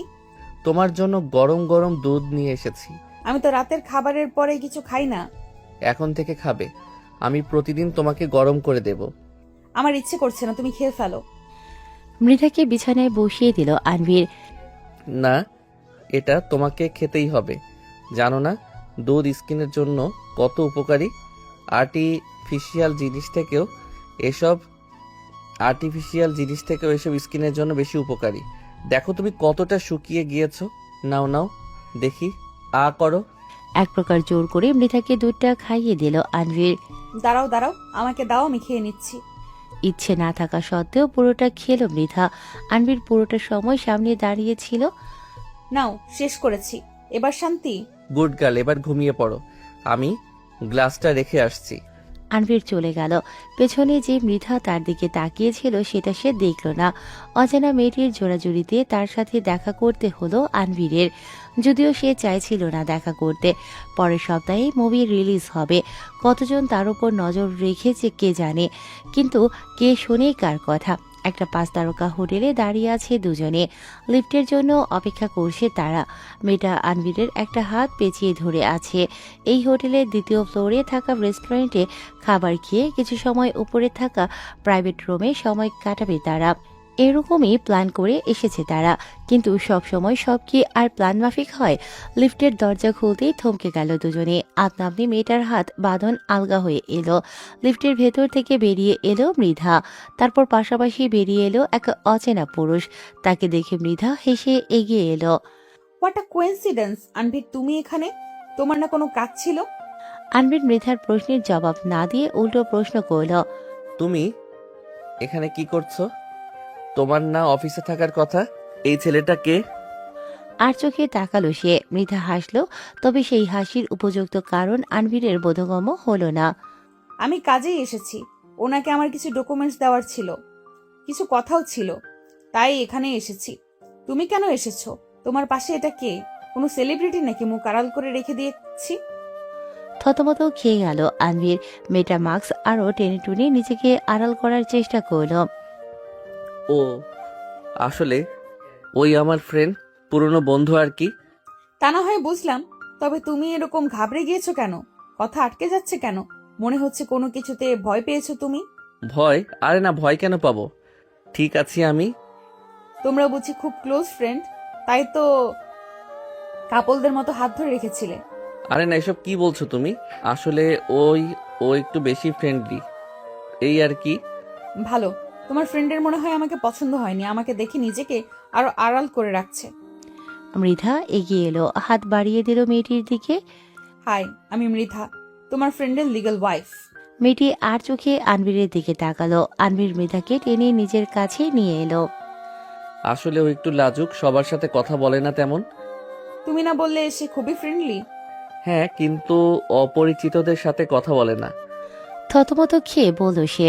ও তাহলে চলো পরিচিত হয়ে নেই, আমার তরফ থেকে না হয় তাকে ট্রিট দিলাম। আনবীর এবং মেয়েটি উভয়ে ভরকে গেল। আনবীর মেয়েটিকে চোখের ইশারায় কিছু বোঝালো। না না, তার দরকার নেই। আমার হঠাৎ কিছু কাজের কথা মনে পড়েছে। তোমরা কাপল নিজেদের টাইম এনজয় করো, আমি আসছি, ভাই। বলে দ্রুত সেখান থেকে মেয়েটি চলে গেল। মৃধার সাথে থাকা ছেলেটিও ততক্ষণে চলে গিয়েছে। আনবীরের থেকে নিজেকে ছাড়িয়ে দূরে গিয়ে দাঁড়ালো মৃধা। তার চাহনি দেখে কথা ঘোরানোর চেষ্টা করলো সে। তুমি খাবে? তুমি চলো কিছু খেয়ে আসি। দরকার নেই, আমার কাজ আছে। আনবীরকে পাত্তা না দিয়ে গাড়ি নিয়ে চলে গেল সে। তার ব্যবহারে আনবীর প্রচুর রাগ হলো। নিজে নিজেই বিড়বিড় করলো। সময় সুযোগের অপেক্ষা, তোর দেমাগ আমি ঘুচিয়ে দেব। আনবীরের মুভি রিলিজ হয়েছে 1 সপ্তাহেরও বেশি সময় পেরিয়ে গিয়েছে। মোটামুটি ভালোই হিট হয়েছে। টিমের সবাই বেশ খুশি। আনবীরও যে খুশি তা তার হাবভাবেই স্পষ্ট। এই সপ্তাহের শেষ দিকে তারা সবাই মিলে একটা পার্টি রেখেছে। সেলিব্রেশন করবে সকলে। আনবীর খরচের বেশিরভাগটাই নাকি বহন করবে। অপরদিকে মৃধার শরীরটা কিছুদিন ধরে ভালো যাচ্ছে না। প্রায় সময় নাকি মাথা ধরে থাকে তার। চোখের দৃষ্টিও নাকি ঝাপসা হয়ে যাচ্ছে মাঝে মাঝে। আনবীর উপরে উপরে তার জন্য চিন্তিত দেখালেও মনে মনে সে ভীষণ খুশি। তার মানে তার প্ল্যান ঠিকমতো কাজ করছে। সোফায় বসেছিল মৃধা, ল্যাপটপে কিছু করছিল। আনবীর তার সামনের সোফায় পায়ের উপর পা তুলে ফোন টিপছে, মাঝে মাঝে মিটিমিটি হাসছেও। তবে তার মৃধার অগোচরে আচমকা বেল বেজে উঠল। হেল্পিং হ্যান্ড গিয়ে দরজাটা খুলে দিল। Hi ma'am. আরে রুহিন যে, তুমি আসবে আগে বলনি তো? বসো বসো আন্টি, ওর জন্যই নাস্তার ব্যবস্থা করো। Hi sir. সিঙ্গেল সোফায় বসে আনবীরের উদ্দেশ্যে সে বলল। আনবীর শুধু মাথা নাড়াল, উঠে যেতে গিয়েও বসে রইল। আর চোখে রোহিণীর দিকে তাকিয়ে রইল সে। এই ছেলেকে তার একদমই পছন্দ না। প্রায় সময় মৃধাকে এটা ওটা বুঝিয়ে তার কাজে বাধা দেওয়ার চেষ্টা করে। তার কপাল ভালো, তাই তো মৃধা এই ছেলের কথা কানে নেয়নি। না হলে এত কিছু এত সহজে সে পেত নাকি। ফোনের দিকে তাকিয়ে আড়ি পেতে দুজনের কথাই শুনতে লাগলো আনবীর। তা রুহিন, হঠাৎ আমার বাড়িতে কি মনে করে? ম্যাম, আপনাকে এই সপ্তাহে সিঙ্গাপুর যেতে হবে। হঠাৎ সিঙ্গাপুর কেন? আনবীর আরো কান খাড়া করে শুনল। কিছুদিন পরেই একটা মিটিং পড়েছি একটা ইন্টারন্যাশনাল ব্যান্ডের সাথে। অনলাইনে ফিক্স করনি কেন? তুমি জানো না এই সপ্তাহের শেষের দিকে আনভিরের মুভি রিলিজের জন্য পার্টি রাখা হয়েছে? কণ্ঠে রাগি রাগি ভাব রেখেই বলল মৃধা। রোহিণ আমতা করতে লাগলো। জানি ম্যাম, কিন্তু ওনারা অনলাইনে মানছেন না, সরাসরি মিটিং করতেই হবে, না হলে প্রজেক্ট ক্যান্সেল করে দিতে পারে। মৃধার যেন মন খারাপ হলো। সে কিছু সময় চুপ করে ভাবলো। দুঃখী দুঃখী স্বরে আনবীরকে ডাকলো। আনবীর এতক্ষণ এটারই অপেক্ষায় ছিল। তুমি তো জানো আমি কতটা এক্সাইটেড ছিলাম তোমার জন্য, কিন্তু এমন একটা পরিস্থিতি তৈরি হয়ে গিয়েছে, এখন আমি না গেলে অনেক বড় লস হয়ে যাবে। এমনিতেই অসুস্থতার জন্য অফিসে যেতে পারছি না, এখন যদি আরো একটা প্রজেক্ট হাতছাড়া হয়ে যায় তো? আরে বেবি, তোমার কাজটা আগে। এরকম পার্টি কত আসবে, তুমি নিশ্চিন্তে যাও। কবে যাবে বলো, আমি তোমার প্যাকিংয়ে হেল্প করব। মৃধার হাত ধরে বেশ উৎফুল্ল স্বরে বলল সে। মৃধাও বিপরীতে মৃদু হাসল। আমি জানতাম তুমি বুঝবে। রোহিণ কিছু সময় আগেই চলে গিয়েছে। মৃধা নাকি পার্টির একদিন আগে সিঙ্গাপুর চলে যাবে। ফিরতে নাকি 3-4 দিন লাগবে। আনভীর তো বেশ খুশি। এই খুশির খবরটা মেয়েটি জানার জন্য আনভীরের তর সইল না। সুযোগ বুঝেই তাকে কল দিল, জানালো সব। দুজনেই যে খুশি তা তাদের ফোন আলাপে স্পষ্ট। তবে এরপর মেয়েটি যা বলল তাতে আনভীর থতমত খেতে বাধ্য হলো। মেয়েটি এমন একটি আবদার করলো যা আনভীরের মন না মানলেও মেয়েটি তাতে গুরুত্ব দিল না। দরজা খুলতেই চমকে গেল মৃধা, চমকে গেল তার সাথে থাকা সকলে। সকলে অবাক নয়নে একে অপরের দিকে তাকাচ্ছে। আনভির, আচমকা কারো আগমনে চমকে উঠল বিছানায় অগোছালো আপত্তিকর পরিস্থিতিতে থাকা দুজনেই। আনভির দ্রুত শার্ট পরে নিল, মেয়েটাও কোনোরকম জামা পরে নিজেকে আড়াল করল। মৃধা, তুমি? তোমার না আরো পরে আসার কথা? তোমার সাথে এরা কারা? আরে ছবি তুলছো কেন? মৃধা ড্রেসিং টেবিল ধরে দাঁড়িয়ে আছে, বেশ শখ খেয়েছে তা তার প্রতিক্রিয়াতেই স্পষ্ট। দরজার সামনে এত ভিড় দেখে তাদের ঠেলে ভেতরে এলো মৈথি। কিছু বলবে তার পূর্বে রোমের পরিস্থিতি দেখে তার বুঝতে বাকি রইল না কিছু। রেগে গেল সে, আনভিরের কলার ধরে তাকে টেনে আনলো। ইউ বাস্টার্ড, তোর এত বড় সাহস! মৃধার কারণে তোকে এতদিন সহ্য করেছিলাম, আর তুই কি না? আনভির মৈথির থেকে এক ঝটকায় নিজেকে ছাড়িয়ে নিল। তার ধাক্কা সামলাতে না পেরে পড়ে যেতে নিল সে। পেছনে থাকা একজন তাকে ধরল। আনভির এগিয়ে এসে মৃধার বাহু চেপে ধরল। বেবি, তুমি আমার কথা একটু শোনো। তুমি যা দেখছো এরকম কিছুই না। সত্যি, আমাকে এক্সপ্লেন করার সুযোগ দাও। আনভিরকে ঝটকা মেরে দূরে সরিয়ে দিল মৃধা। ঠাস করে চর মেরে বসল। সে তার হজম করবে তার পূর্বেই আবারও আরেকটা চর মেরে বসল। হতভম্ব হয়ে গেল উপস্থিত সকলে। মৃধা চিৎকার করে বলে উঠল, কি শুনবো আমি? কি এক্সপ্লেনেশন দেবে তুমি? এসব দেখার জন্যই তো আমি এত তাড়াতাড়ি ফিরে এসেছিলাম। ভেবেছিলাম তোমার খুশির মুহূর্তে আমি থাকবো না বলে তুমি কষ্ট পেয়েছিলে। তার জন্য কত সারপ্রাইজ প্ল্যান করেছিলাম আমি। রিপোর্ট ডেকেছিলাম যেন তোমার ফ্যান ফলোয়ার এসব দেখে তোমাকে আরো সমর্থন করে। আর তুমি আমার পিঠ পিছে কি করলে? আমাদের বেডরুমে তুমি অন্য মেয়ের সাথে ছি। উপস্থিত সকলে নানা কিছু ফিসফিস করছে। আনভির আপাতত এসবে পাত্তা দিচ্ছে না। তার এই মুহূর্তে সবচেয়ে বেশি প্রয়োজন মৃধাকে সামলানো। ধপ করে মাটিতে বসে পড়ল সে, মৃধার পা জড়িয়ে ধরল। আমি ভুল করেছি বেবি, আমাকে ক্ষমা করে দাও। আমি জানি না আমার কি হয়েছিল, আমি বুঝতে পারিনি মৃধা। আমাকে একটা সুযোগ দাও, প্রমিস। আমি আর কখনো এরকম করব না। সারা জীবন তোমার সাথেই থাকবো। একটা সুযোগ প্লিজ, একটা। আনভির কথা শেষ করার আগেই মৃধা তাকে লাথি মেরে দূরে সরিয়ে দিল। মাটিতে লুটিয়ে পড়ল সে। প্রক্রিয়া করা, চিটিং করা ভুল নয় আনভির। এটা তোমার চয়েস, তোমার সজ্ঞানে নেওয়া সিদ্ধান্ত, তোমার নিজের ইচ্ছা। কেউ তোমাকে জোর করে এই পথে যেতে বলেনি। মৈথির নজরে এলো বিছানার পাশে কাচুমাচু হয়ে দাঁড়িয়ে থাকা মেয়েটার দিকে। সে টেনে সামনে নিয়ে এলো মেয়েটাকে, তার চুলের মুঠি ধরে টান দিল। কি করছো? ছাড়ো আমার চুল, বেয়াদব মেয়ে, ছাড়ো আমাকে। রেগে গেল মৈথি, আরো শক্ত করে ধরলো। রাগে গজগজ করতে করতে বলল, আমি বেয়াদব হলেও অন্তত তোর মতো মিস্ট্রেস হইনি। তোর সাহস কত আমার বোনের বিছানায় এসব নোংরা কাজ করছিস? তোর এমন অবস্থা করব যেন কাউকে মুখ দেখানোর অবস্থায় না থাকে। মৈথি থেকে জোর জবরদস্তি করে নিজেকে ছাড়িয়ে নিল মেয়েটি। চিৎকার করে বলে উঠল, মিস্টেক, মিস্টেক তো তোর বোন আমাদের মাঝে এসে আমাদের এতদিনের সম্পর্কটাকে ভেঙে দিয়েছে। ওই আসলে কাল নাগিনী। হতভম্ব হয়ে গেল মৃধা।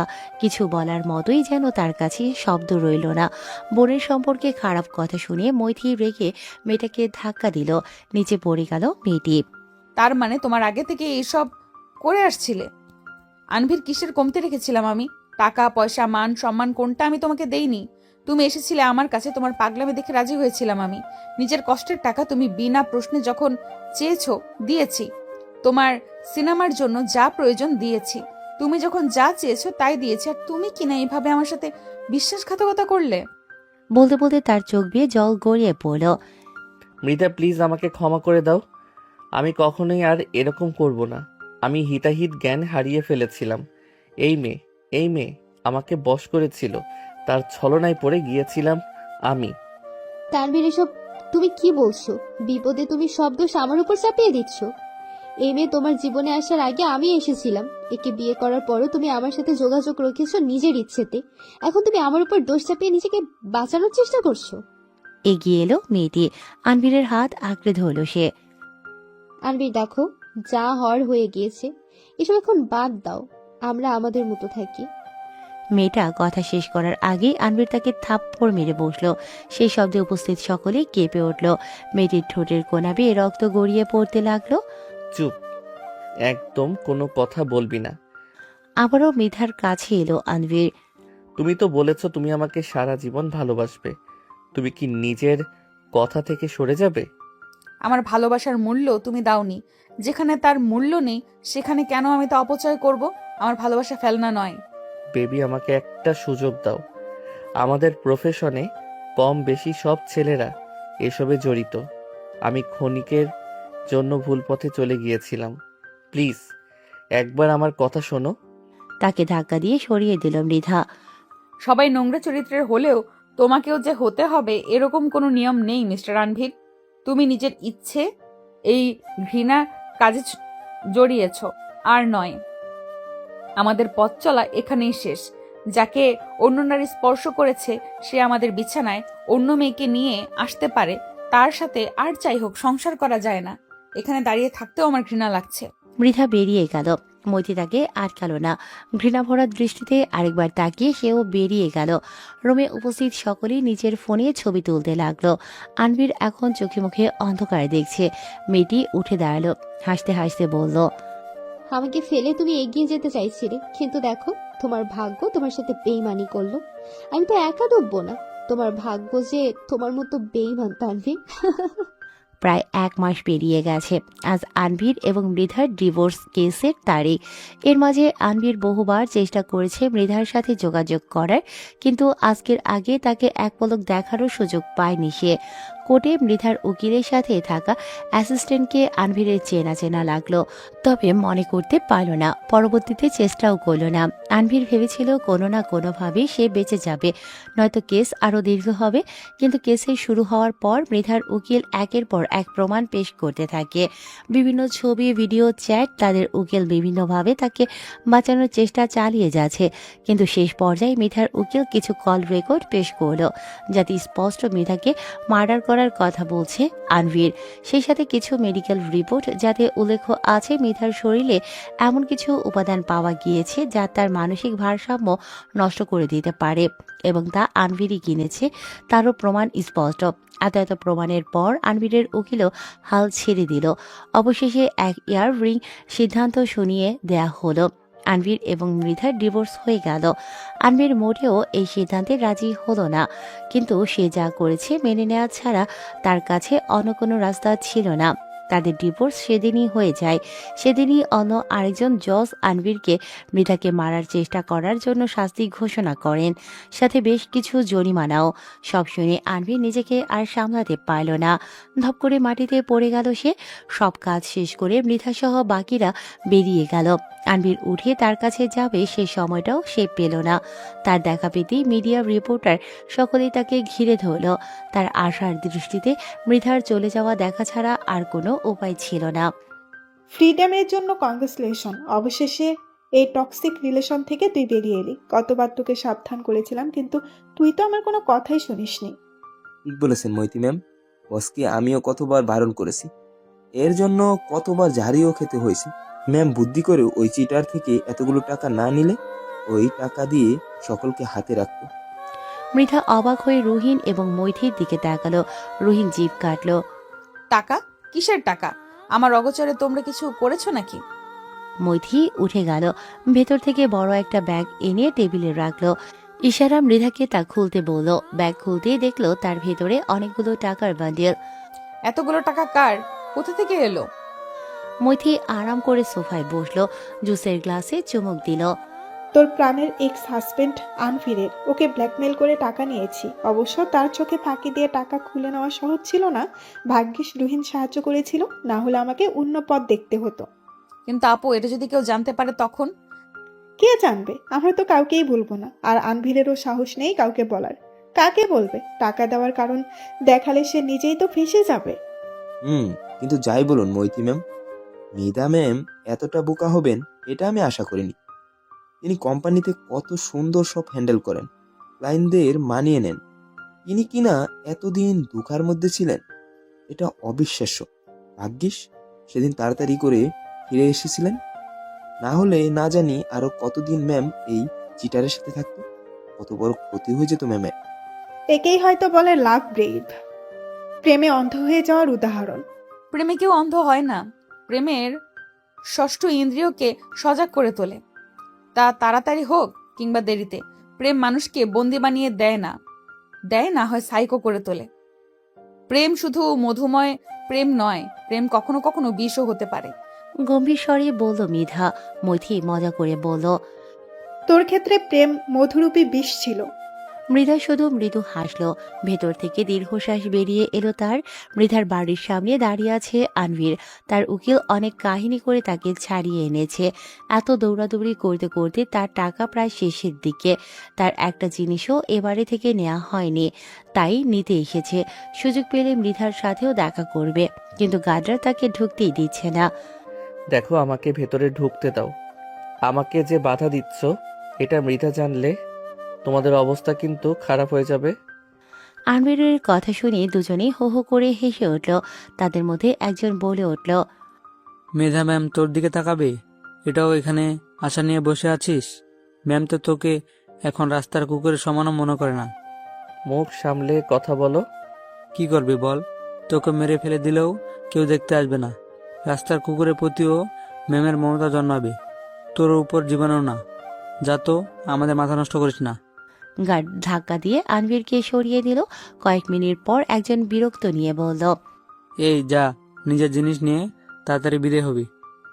আনভীর এক প্রকার দৌড়ে ভিতরে গেল। ড্রয়িং রুমেই তার লাগেজ সহ আরও তার ব্যবহারিক জিনিস পড়ে আছে। সে সেদিকে ফিরেও তাকালো না। বাড়িটা ডুপ্লেক্স ধরনের, উপরে নিচে অনেকগুলো রুম আছে। বাড়িতে তারা দুজনেই থাকতো। একটা রুমেই তাদের হয়ে যেত, তাও একটা গেস্ট রুম। আর তাদের রুমের পাশে একটা স্টাডি রুম করা হয়েছে। আনভীর প্রথমে তাদের বেডরুমে গেল, তা বাইরে থেকেই তালা দেওয়া। সে উপরে নিচে দৌড়ে মৃধাকে খোঁজার চেষ্টা করলো। কয়েকবার ডাকলো, কিন্তু কোনো সাড়া পেল না। আচমকা একটা রুমের দরজা খোলা পেল সে। ভাবলো মৃধা হয়তো এখানেই আছে। খুশি মনে ভেতরে প্রবেশ করলো সে। মৃধা, আমি আর কিছু বলতে পারল না সে। সামনের দৃশ্য দেখে থমকে গেল। সম্পূর্ণ শরীর কেঁপে উঠল তার। সামনের দেয়াল জুড়ে তার ছবি। বিভিন্ন সময়ে সে কোথায় গিয়েছে, কি করেছে, সব। একসময় সে নিজের এবং সেদিনের মেয়েটিরও ছবি দেখতে পেল। টেবিলে কিছু কাগজও পড়েছিল। ছবি এবং কাগজগুলো দেখে তার গলা শুকিয়ে এলো। তাহলে অবশেষে এসেছো? আচানক কণ্ঠস্বরে আনভীরের মেরুদণ্ড বেশ শীতল কিছু নেমে গেল। ভীত দৃষ্টিতে পেছনে ফিরে তাকালো। হ্যাঁ, মৃধা হাসি মুখে দাঁড়িয়ে আছে। তার হাসিটা এখন আনভীরের কাছে অনেক ভয়ঙ্কর লাগছে। তুমি তাহলে সব জানতে?